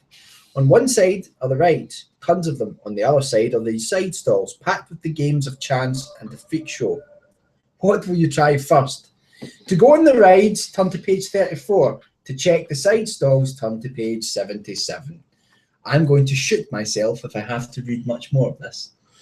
Right, okay, so our options were, to reiterate to the viewers, we go on the rides or go and check out the side stalls. Side stalls sounds risky. Get the games and all that, I mean, and the freaks and stuff like that. The freak shows in the side stalls. Yeah, you want to stay out in the open when you're dealing with a man that's got shoulders the size of a refrigerator. That's a very specific term, but at the same time, really not very specific. I mean, they vary immensely. I'm not sure. Let's see what we've got here. It's not that we don't want to comment. We're drinking the ambience. Thanks, Craig. Thanks for lying to us. I know. Right. So either we go on the rides go or on the rides side or stalls. go to the side stalls. Right. And the freak shows at the side stalls, the rides are going to be a lot of fun. Fixin' Rocks is saying error. Now, I don't know if he means that he's having an error with the stream or we've made an error with the book. That's quite possible. Have we made an error doing this live stream? That's another question. Fixin', please be more specific in your comments. Can anyone hear us? I'm pretty sure we can. It says we're live and we're fine here. Oh shit, I've put another video on. Idiot. Yeah, that's a good live stream. I like to watch a video while I'm doing a live stream. Oh. Side stalls, Craig saying, it was just me. So right, Thigston, side stalls, where the freak show is, or the rides. Also, oh fuck, we've got a few comments in the brief intern there. Andy's saying side stalls. I want to have a counter between me and a big scary man so I can run away. Good call, Andy. Suede heads and stalls. I'm drinking something else. Okay, good man. That's it. Side stalls it is then. And if we get bummed, it's on you. The bum stalls. 77. Okay. Let's head for the side stalls and play some games, you say. You, Patty and Brad jog down a wide avenue. Tents of every colour line the street. Carnival music blares from loudspeakers. You spot a green neon sign flashing above a yellow-stripped tent. The sign reads, Madame Zeno, fortune teller. I don't know why the sign has an accent. Oh, it's the best accent we've done so far. Excellent, you exclaim. I'm going in. You tell your friends you'll catch up with them in a minute. You lift the tent flap. That was really immature of me, I'm sorry. You lift the tent flap. And inside, one small candle flickers in the dark. You hear a low voice call out, Enter my chamber. There is Madame Zeno, sitting in the shadows. She wears a long red dress dotted with brightly coloured gems. They shimmer in candlelight. Her black hair tumbles to her shoulders as she bends over a large crystal ball. I think she does. Welcome, she whispers. Then she reaches out and gently lifts your hand. Let me tell you your future. Okay, turn to page 78. That's the next page. Madame Zeno studies your hand closely. She traces the lines in your hand with her soft fingers. I see horrors in your future. I don't like to turn it a goat. In your immediate future, she warns. What kind of horror? You stammer. What do you mean? Madame Zeno releases your hand. She picks up a strange deck of cards. She spreads them out on the table. You notice the cards have the pictures of naked women. No. You notice the cards with sizable breasts. have pictures. A headless man, a bloody sword, a large... Is that a sword with blood on it? A bloody sword. A large evil eye. She gathers up all the cards and flips the deck over. Then she deals out a red card and a blue card.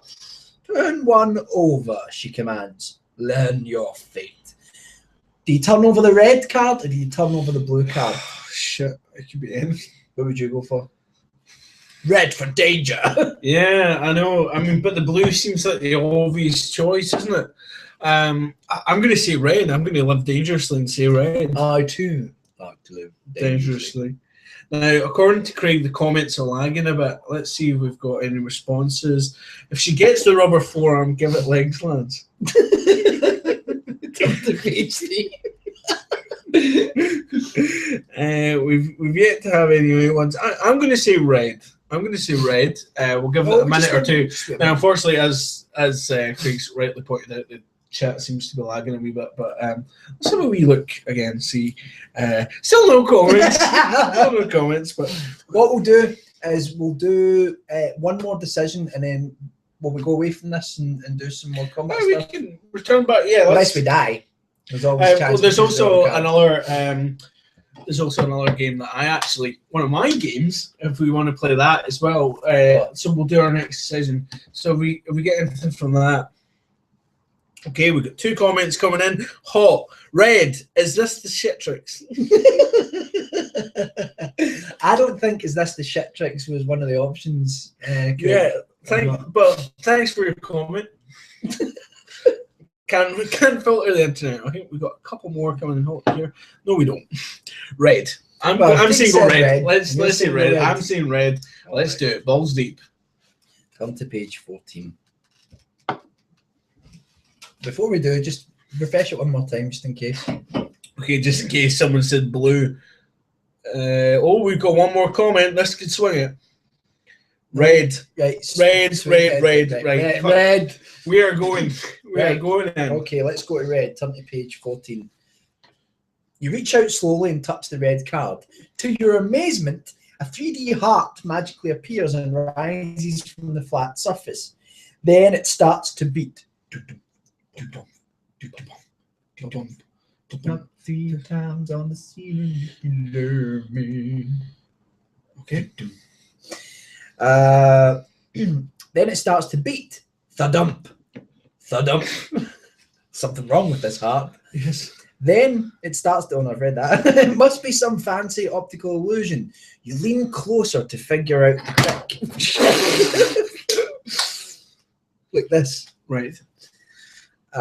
Yow! You screech and jerk back to avoid the warm red liquid that nearly squirts in your eye. Is it blood? Where's the liquid emanating from? I don't know. Is it blood? It looks like blood. Wow, cool effect, you say. Yeah. You crazy kids. How did you do it? Turn over the card, Madame Zeno orders. Do it now!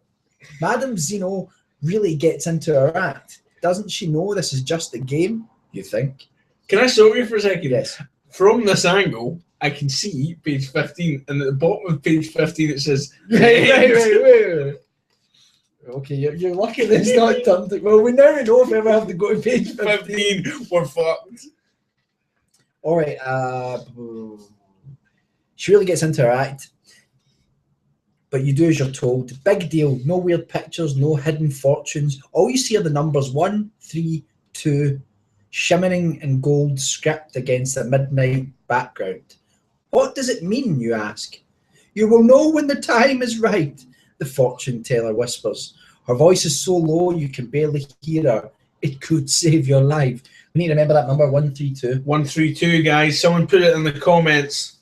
For turn to page 41.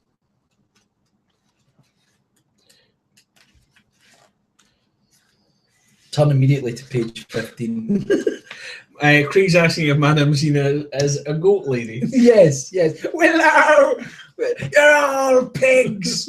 Right.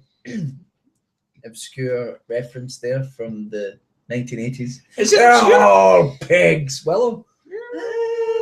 Oh, Kilmer's in it. There you go.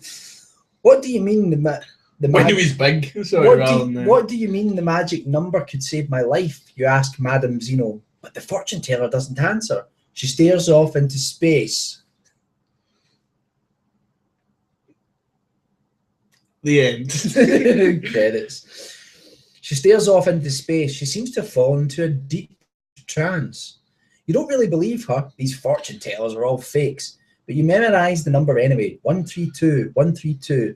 I picked red instead of blue. You chant to help you remember. 132, 132. I picked red instead of blue. Fortunately, Andy's put it in the comments for us. Thanks, technology, and thank you, just Andy. Throw that bit of the book out. Thank you very much, Andy. Madame Zeno puts the card back in the deck. She closes her eyes and waves you away like a bad smell with her jeweled hand. You guess the fortune telling is over, so you leave the tent to search for Patty and Brad. I never realised Patty or Brad weren't with us. Right. I knew Brad was off, but I thought Patty was with us. Hope she's not been molested. By Brad. Either or. You squint under the bright lights of the side stalls, scanning all the game booths, but you can't find them. You're trying to figure out which way to go when you spot Big Al coming towards you. He's not alone. He's leading a large group of people. As they come closer, you hear what they are chanting. Quite a good comment from Andy there, just saying, go through page 132 immediately and see who will win. What is it? Play or pay? Play or play? What does it mean? Turn to page 16. 1 out of 15. Mm-hmm. Okay, we've got some choices here. Hi, you say to a gal, who are all these people? He doesn't really answer your question. Welcome to the Carnival of Horrors, he says. You must play or pay. We have many games here. You must play too. He practically spits the word must out. Must. Try to spit out the word must, you can't. It's like definitely one word, isn't it? What penny? Must. Must. It's like a fucking Monty. It's like a Monty Python sketch. Fucking right. You must pay. Practice spits the word must out. If you succeed, you can win prizes. But if you lose, you pay with your life. Right, boy. He's really laying it on thick, and you think, but it's a pretty cool gimmick. Okay, I'll play a game, then I've got to go home. No one goes home, Big Al says, until they play. You must play 2 games and survive. Okay, you mutter to yourself. You glance around at the 2 closest games. Guess your weight on Mars and the Wheel of Chance. You have 2 dreadfully unspecific games. You have to pick one to start, or you'll never get out of here. All right, so where do we start? Guess your weight on Mars or play Wheel of Chance? Well, first we need to work out the gravitational pull of Mars and also the gravity that's acted on you in Mars, so we can work out where... I'm going to say it's about a third of what it is. Okay. Could we check the film Ghosts of Mars starring John Carpenter? Would Ice Cube be able what to you're saying tell is us? you'd rather just watch Ghosts of Mars than With anyone? You like Ghosts of Mars, don't you? It's a guilty pleasure, but yeah, I quite like it. You like Ice Cube, though, don't you? No. Yeah, he's okay. Okay, sorry. So guess your weight on Mars or play the Wheel of Chance. Wheel of Chance, because without consulting the internet, we can't be 100% sure of the necessary calculations. Also, nobody's wrote a comment about it. So, well, we'll just wait. We will just wait. Bloody lagging comments. Now, I thought they would actually come up in our little live stream box that we've got down here, but the comments have seemed to elude us. Perhaps in the future, where's your Batman kill? I'm feeling a bit. You feeling a little bit chilly? Put your Batman kill back on. Okay.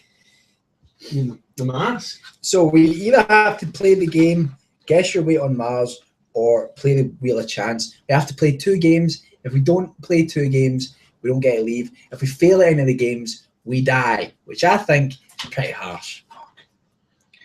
No need to for the potty mouth, Calum. Oh, here we go. 4 comments. Weight on Mars. Ghost of Mars was awesome. 3.75. Right, okay, Andrew's actually given us the... yeah, good old Andrew. Wheel of Chance with Nicky Campbell. Craig. Right. I'm going to take Andrew's answer as weight on Mars. I'm going to take Thigston's Ghost of Mars was awesome as let's play the weight on Mars. And Suede Head, weight on Mars. And let's guess the weight on Mars. Go to page 72. Problem is with these gloves on now, I might not be able to refresh the page. You step up to guess your weight on Mars. No, you step up to the guess your weight on Mars booth. A woman in a spacesuit motions you inside a gate. You pass through and find yourself in the middle of a courtyard that looks just like a miniature launching site, complete with its own rocket. Security check, the lady says, and she NASA said presses, after another rocket pre- walloped into the ground. Presses your hand onto a fake scanner. So how does this game work, you ask? I'll guess how much you weigh on Mars, she explains. Guess? Then see, that's not the kind of work that will actually get us to Mars. We need to be accurate. Then you'll enter the planet simulation chamber and stand on the scale. If I'm wrong by more than 1 pound up or down, you win a giant chocolate bar. Okay. Right.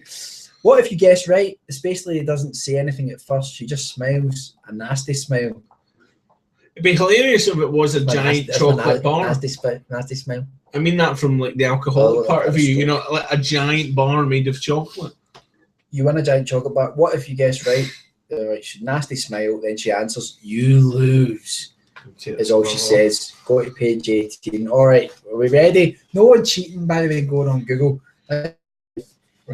The space lady slowly circles you. She sizes you up from head to toe. I think you weigh 38 pounds. Jesus. Okay, so this is children then. Right, so Andy's saying 3.75 meters per second. It's 9.8, is it? In Earth? 38 pounds? Boy, are you wrong. I'm never wrong, she says, smirking. She snaps her fingers and 2 enormous guards appear. They each take one of your arms and drag you out of the courtyard. I don't weigh 38 pounds, you yell. But then you remember, it isn't your weight on Earth that matters, it's your weight on Mars. Do you weigh 38 pounds on Mars? You better find out quickly, because something tells you that what Big Al said about having to survive might be true. Oh, wait.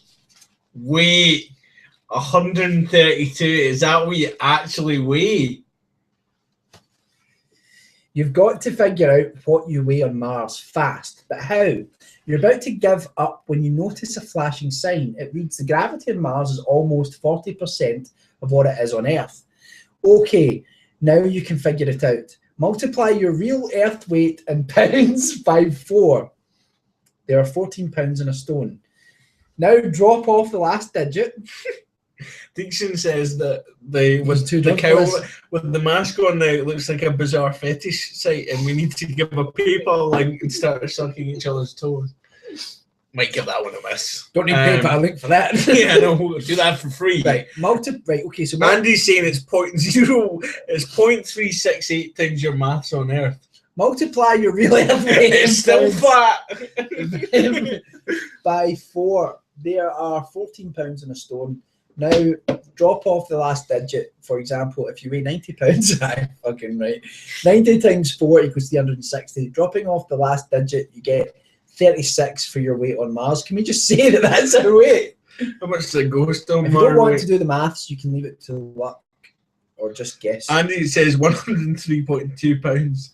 And Sweethead says punch her and run. If you think your Mars weight is 37 to 39, go to page 53. If you think your Mars weight is less than 37 or more than 39, go to page 53. Punish people because right, we're going to be more than 39. So we're going to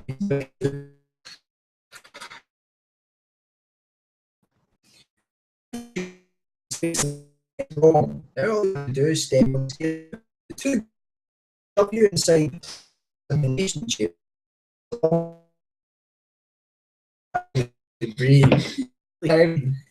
You step up on the scales, check the road out. Sorry, the read out.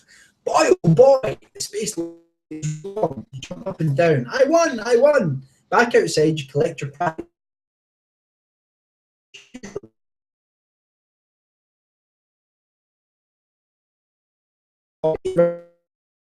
Here. You walk forward, hands down on your shoulder from behind.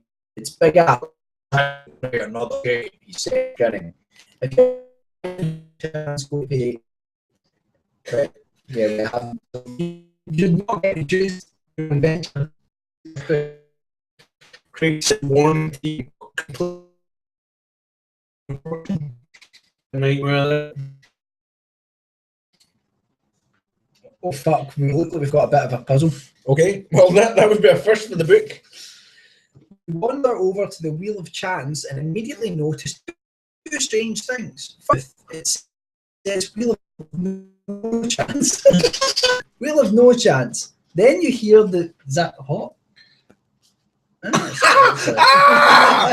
Yeah, mine. It says wheel of no chance. Then you hear the barker's voice calling, step right up. But there's no one there. No one but a green and yellow parrot. Excuse me, you say, hoping someone will answer. Is this game open? No, I'm standing by this wheel for my health. The parrot cries. Oh, he's funny. He's a funny parrot. You're losing the will to live with this, aren't you? Minorly. Now do you want to spin on what? The parrot is obviously annoyed. Mammals, he mutters. Can't live with them. Can't shag them. Can't live without them. You steal a glance around. Maybe you should skip this game. But Big Al sneaks up behind you. Spin, he says. Spin, God. You must earn enough points to win. Sorry, you must earn enough points to win. But how will I know if I have enough points, you ask? Spin. It's his final word. Is that just being derogatory? Is it just literally saying fucking Here's spin? how to spin. Close your eyes and twirl your finger over the wheel on this page. Then let your finger land somewhere. Can we show them the wheel? Look at the number you've landed on and go to that page. Right, so let's see the wheel. Right, so will we just go and then I'll just whatever I'm on? Yeah, I suppose close your eyes. Right. Tell me when to stop. Stop. 38, 15. 38, 15, 3,185. Right.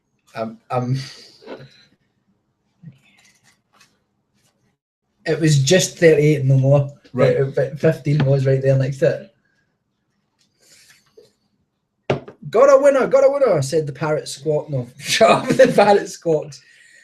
You've won £25 plus anything you want in the prize room. Sit this way. What's Mr. Chips up to?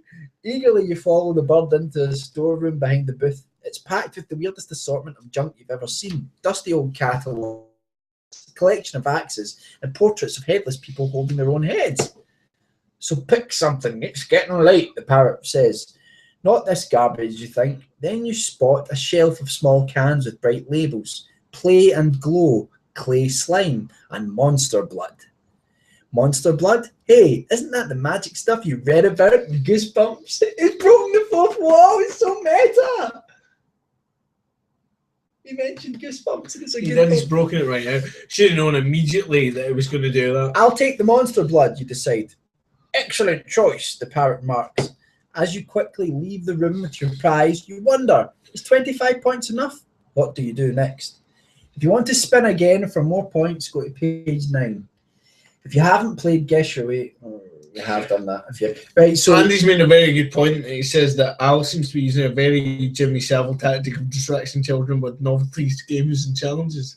No, the stream had went mental. Craig says. No, but Andy says that seems to be using a Jimmy Savile tactic of distracting children with novelty, games, and challenges. It's a very good point, Andy. Right, we either have to spin again or not spin again. So what do we do? Spin or not spin? Well, I think we were successful with our first spin, which makes me think that if we just spin and land on the same point, we'll be okay. What are we going to do, everyone? We're going to spin or not spin. We've already won. So do we share or share? Spin or not spin? Let's see what we say. Now, obviously, we have to wait a wee minute or two. It's slightly awkward waiting for people to say, but let's see if we get any response from anyone with regards to what's to be done. Anytime now, guys. Spin or not to spin. Okay. That is in the meantime, question. These it really kind of shows you how much better LED lights are now, doesn't it? Yeah, because those are like proper old classic. Yeah, because they do burn a bit. When did you just recently buy these, NASA? Yes. How much were they? They were about £5. Cool. And did you buy these for Halloween or? Yes. Cool, because they're kind of purpley. Do you think you could reuse these at Christmas? I think this is more in conversation. I think it is, but we've got a couple of comments in and we've been saved. Keep the spin going. It's a hot streak. Page 1332. Right. Okay. Keep the spin. Right. We spin again. Oh, wait a minute. So we go to page 9 to spin. Right. All right. You need to say stop. So, no chance. 15. We were on page. Look. All right, you're delighted with that, aren't you? Right, page 15. Can't wait. Round and round the wheel spins. It finally lands on number 15. No chance. No chance. Does that mean what you think it means? No chance at all. Zip, zero, nothing, nada, negative. Yeah, that's exactly what it means.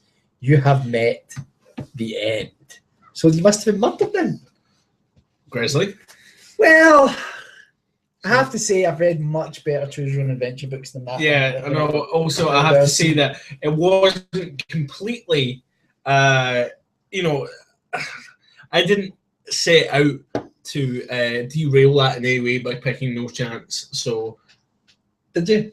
No. Right. It was a no. It's time for another fight. Cool. Well, I think you should read some comments and see what a couple of people have said. And in the meantime, I'm going to go for this. Well, we should. All right, okay, on you go. Yeah, so be entertaining if you can. Oh, fuck, I'm entertaining. Hang on. Wait until you see me entertain. I am entertaining. Have you just spilt a beer? Have you? Just the dregs.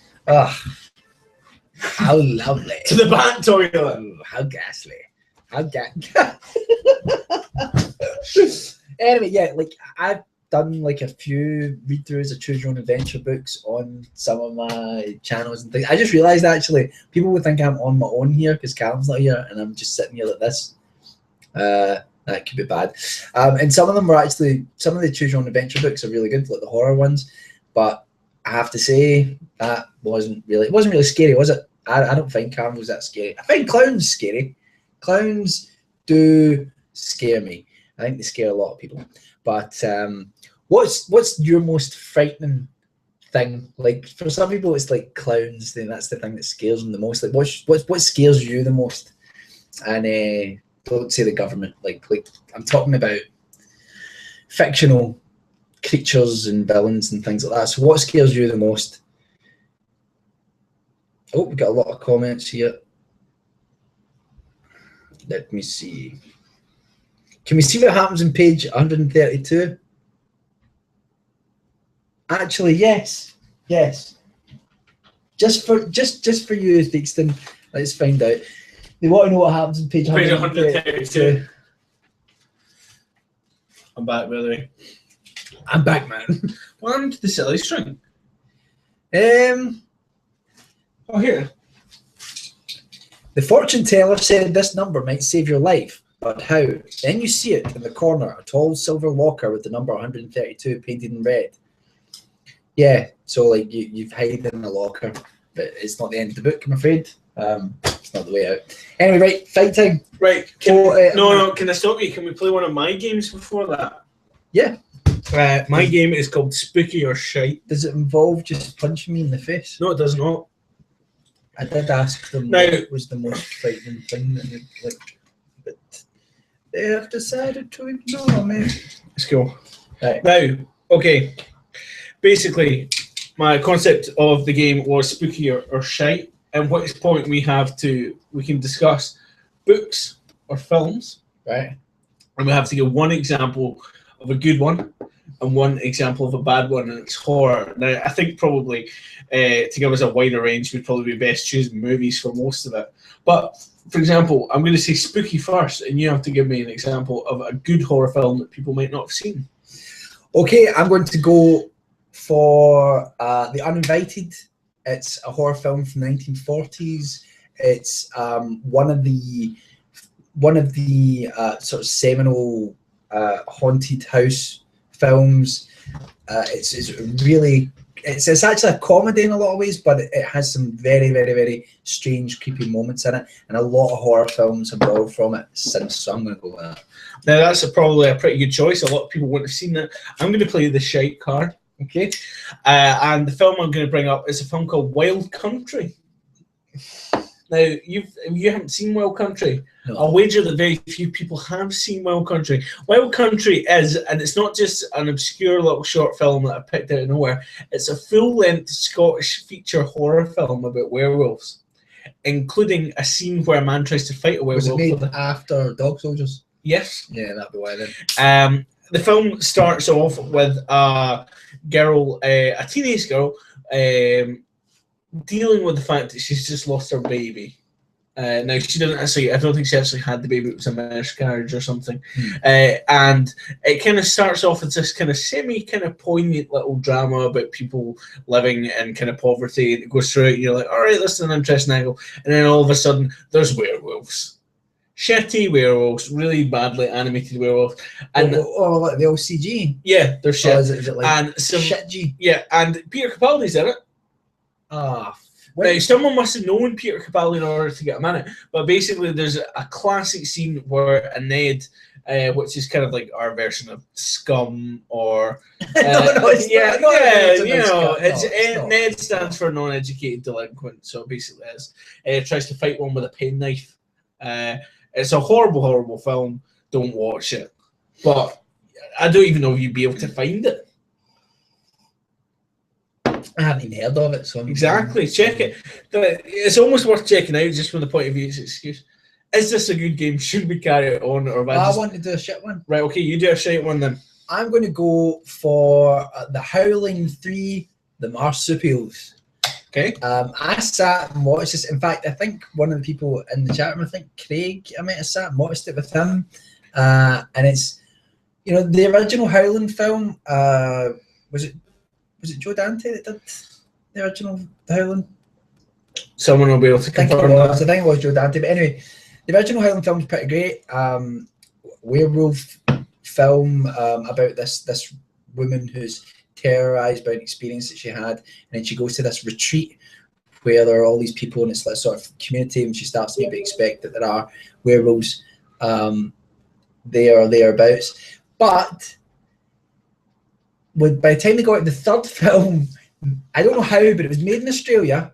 It was about someone finding bones in the ground, like an archaeological dig.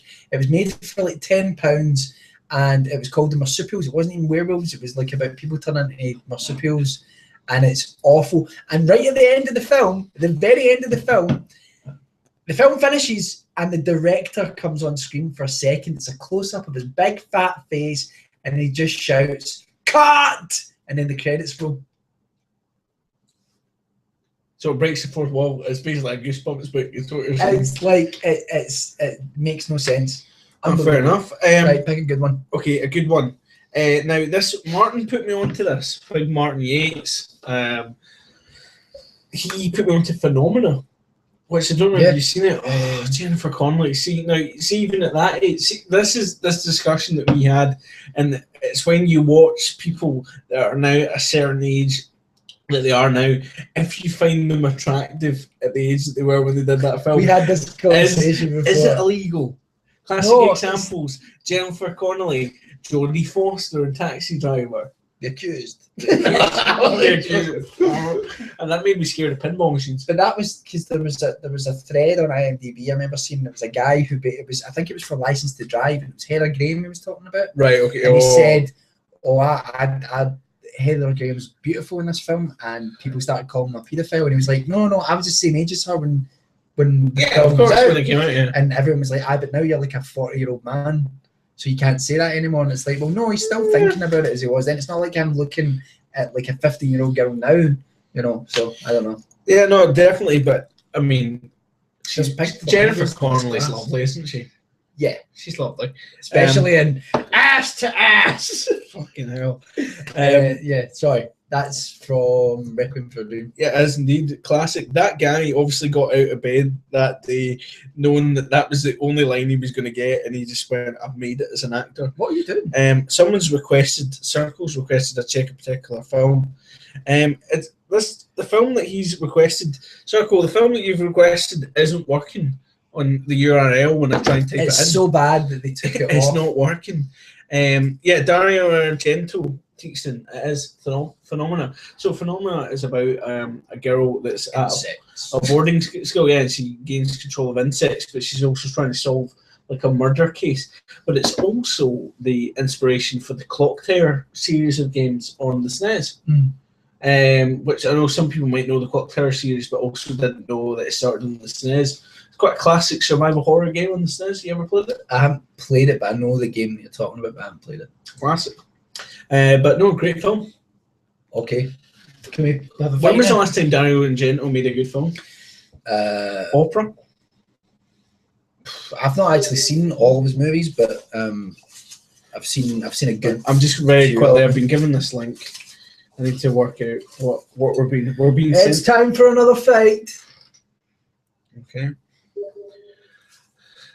It's the film you guys mentioned, but the Disney version. What have you got?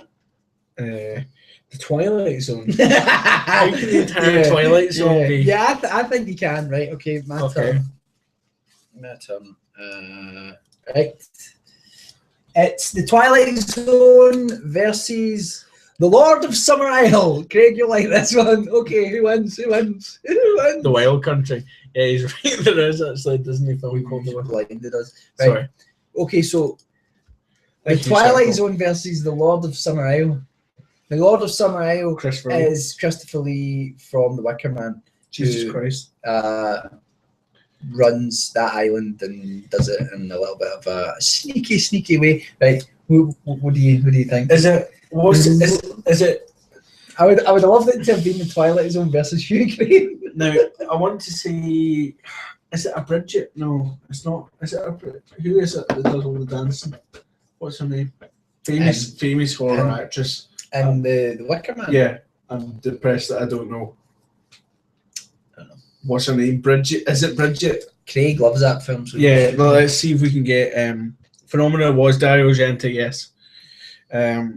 See if we can get some comments about which one it was.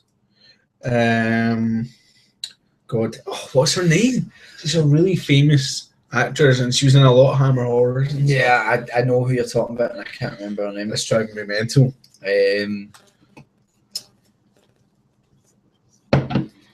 I can't think. Anyway, anyway. Right. So the Summer Isle versus the Twilight Zone. Right. So I mean, define the Twilight Zone to people. Twilight Zone is a place beyond sight and sound. Right. Okay. So how is the Lord of Summer Isle which goes from the pit of man's ignorance to the peak or the summit of anyway. Now, if you think about it, I love The Wicker Man and the Lord of the Summer Isle. I'm just not entirely sure how he would face off in any effective way against the Twilight Zone. I'm not sure. Got that jacket with the patches and the arms. It's true, but still. And he sings at the end of that. It's true. That's also the noise that Dr. Death makes in Hellbound, Hellraiser 2, when he's killing people. That's very true. I think I'm going to have to give it to the Twilight Zone. I would give it. Do you know what? I think the Twilight Zone probably beats everything. Yeah. This is another Forbidden Planet type scenario. We'll do another one then. We've got a comment. If it will load. Right. Ingrid Pitt. Right, Ingrid Pitt, that's right. Let's see. From the Bowl of Death. Right, who have you got? Make it good, Calum. The Wolfman. You get the Wolfman. Hey, come on, get into it a little bit. The Wolfman. Say it with conviction. Wolfman. Right. Before you pick something, can we talk about the Wolfman film that came out with? I haven't seen it, so no. Yeah, exactly. With Benicio del Toro. Did anyone see that movie? It had a really good soundtrack that they actually ended up reusing for Tinker Tailor Soldier Spy. But I don't. This is a classic. Okay, it's the Wolfman versus Frankenstein's monster.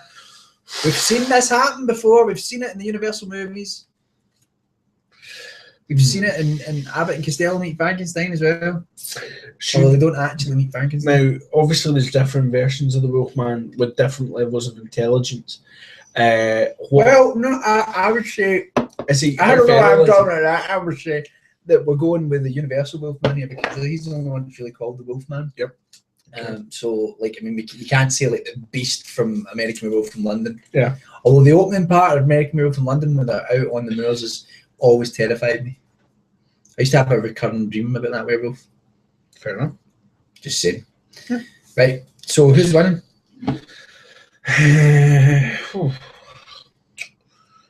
Wolfman, Lon Frankenstein, Chaney Jr. or Boris Karloff. Frankenstein is strong, but he's very lumbering. Yeah. I think if he gets hold of the Wolfman, he's stronger than him. Yep. But the Wolfman would probably be quicker than he was and would just tear him apart. Plus, he's mainly stitched together. It might be quite easy to get in it about those stitches and just string with kind of quite sharp claws and just tear him to bits. Yeah, I think maybe the Wolfman's winning that one. Right, another one. I think we probably maybe we do these and then finish the stream. Yeah, I think so. I think that would be a good idea. Right. Here we go. We've still got a few to go though, so don't go anywhere until we finish, but we will probably finish in the next 10 minutes. Right, go. What have you got? The Bleb. Oh. Michael's handwriting. The Blob. The Blob. And I have The Thing. The original though. Oh, right, okay. So I think the original one would be beaten by the Blob, but I think the second, the later thing could quite possibly assimilate the Blob. But the Blob can assimilate a lot of things. That's a tough one. But the Blob just like digests things. Yeah, that's all it does. Whereas the thing could just become part of the Blob and then replicate the Blob. Become the Blob. But I think the thing from outblob the Blob. Outblob the Blob. I think the thing from Another World would lose. Really? Yeah. I don't know though. It's good. It's good, but it's not right. It's not right. Okay. Another one then. Okay.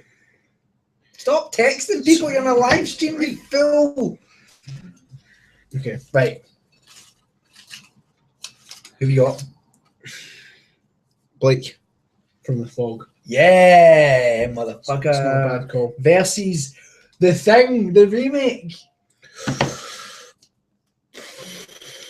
John Carpenter's The Thing versus Blake, and I'm saying by association, his posse. Okay, that's true. Right, so it's two John Carpenter creations. I can tell you're very passionate about this. Yeah, it was John Carpenter. John Carpenter. If it's John Carpenter, I can talk about John Carpenter all day.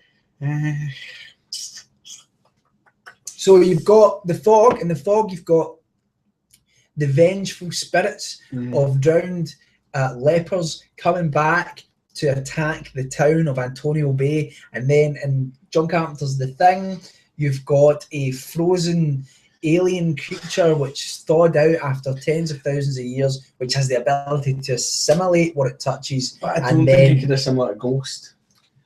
So what are you saying? Are you saying that the John Carpenter's Thing can get beaten by Blake? Really? That surprises me. I shouldn't get so excited about that sort of thing. No, I mean, as much as I love The Thing, I don't see how he could beat. Like The Fog would just come in. Yeah, I mean, how would you? And he just get fucking chopped. You could you could replicate The Fog, but they would know you were different. I don't think there's any way. I don't. Sorry, I'm going to give it to Blake. I think you're right. Either way, John wins. Either way, no. Either way, we win. Either way, we win. Right. Here we go. Oh, I think we're down to. Saying that though, everyone said it's The Thing. Really, The Thing against?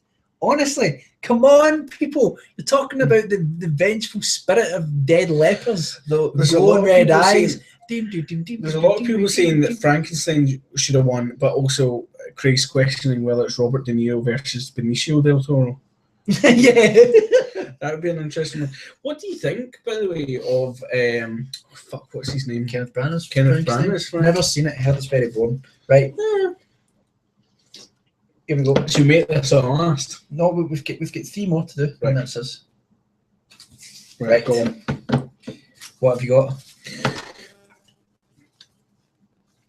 Tenerife. No, it's the Terminator. The Terminator. Right. Okay. Now I put the Terminator in there because see, at the end of the day, the Terminator, the original movie. Stop it. Sorry. The Terminator, the original movie, is unrelenting killing machine. It's a horror film. Okay, it's a horror film. Who are you messaging? Who are you messaging? No one. Who are you messaging? Who? Is that your good lady? No. Is that your good lady? No, it's not. Oh, right. There you go. Right. Here we go. Right. So what did you have? Terminator. I've got The Stay Puft Marshmallow Man. Oh, now that's hard. Now, do we assume that the Terminator is not armed? Now, I would think that the Terminator could slowly but surely start ripping his way through the Stay Puft Marshmallow. Well, like, it might take him like a year, but at the end of the day... Could the Stay Puft Marshmallow Man crush the Terminator? He's pretty big. Well, he crushes a church, so I think he might be able to. Right, okay, so the Stay Puft Marshmallow Man wins. But maybe the Terminator's faster than him. Although the Terminator doesn't really seem that fast, does it? No, he can run quite fast, but they don't often show it. Now, perhaps if he had a phase plasma rifle on a 40-watt range, he could have a nice little cooking go. What do you guys think? The Stay Puft Marshmallow Man or the Terminator who's in? This is the other thing as well. Do you ever get the feeling though that the Stay Puft Marshmallow Man, he's not trying to hurt anyone? Dixon's unsubscribed because we said that Blake would eat the thing. Look, I love the thing as much as anyone, but you're talking about... I love it too. You're talking about... You know, the vengeful spirits of the dead. I don't know. Maybe it's just something that's non-corporeal. You're talking about science fiction versus the supernatural.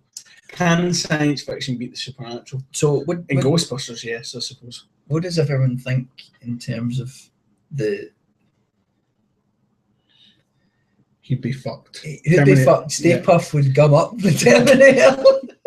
Stay Puft every day. I think Stay Puft wins. All right, Stay Puft then. Right, we've got two more. A minute, separate these. Right. Okay, who've you got? Michael Myers.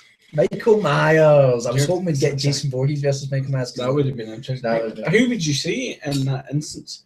I want to see Michael Myers.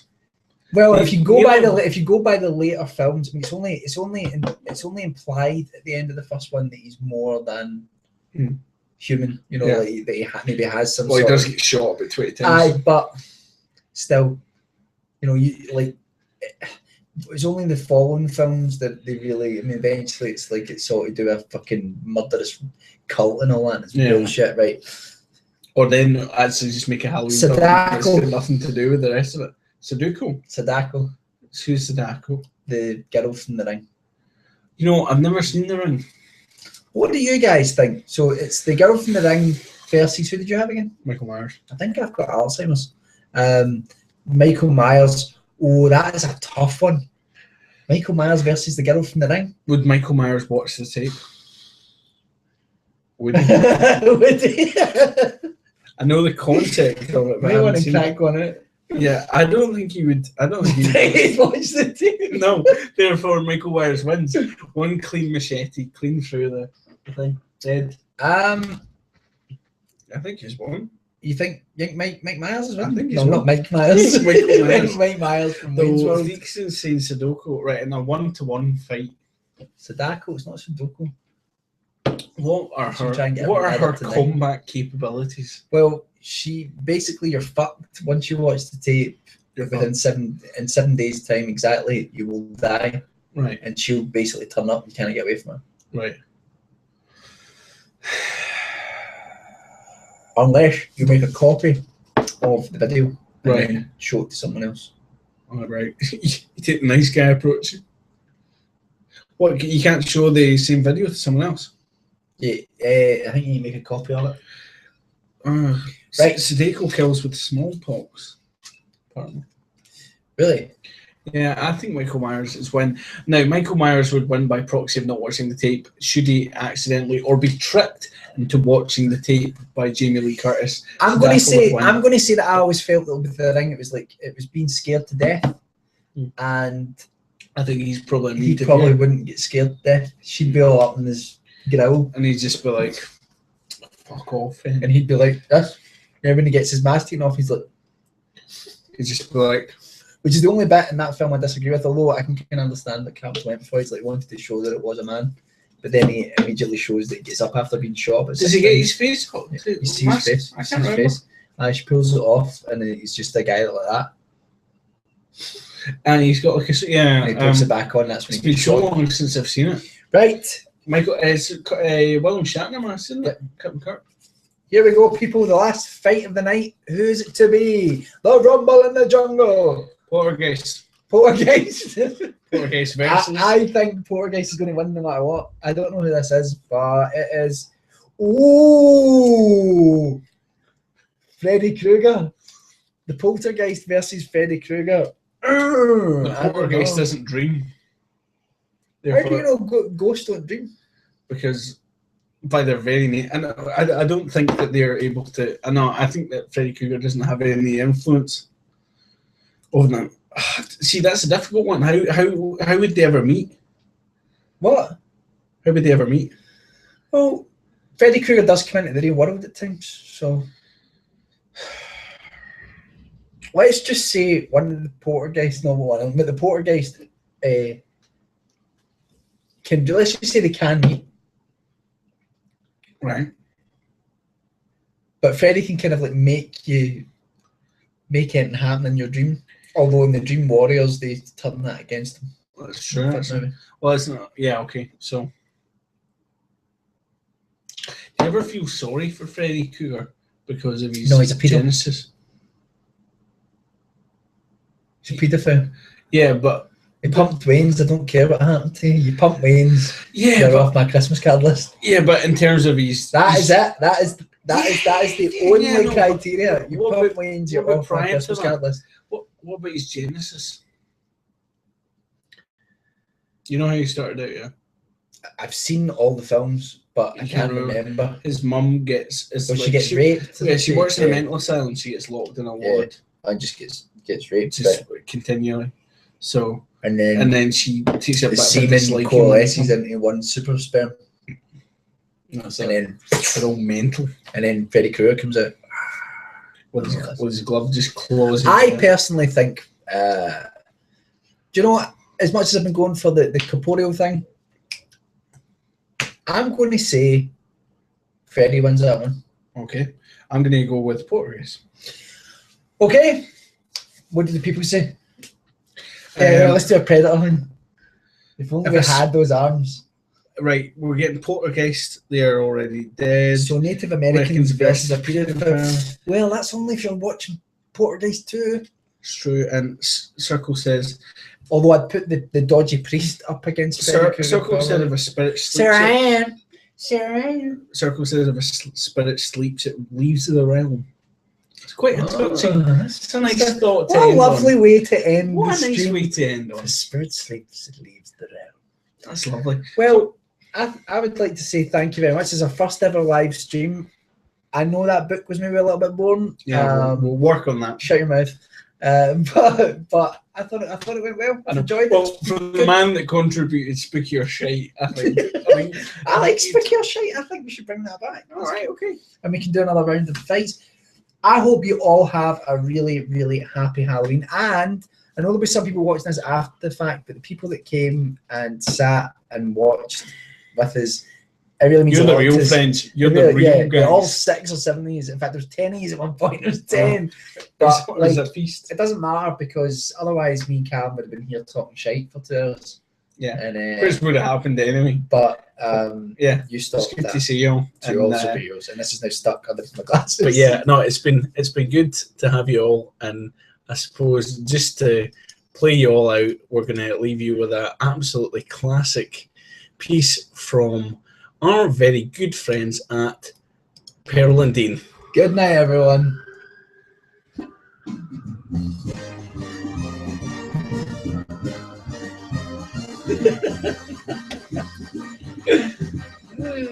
Can you still hear me?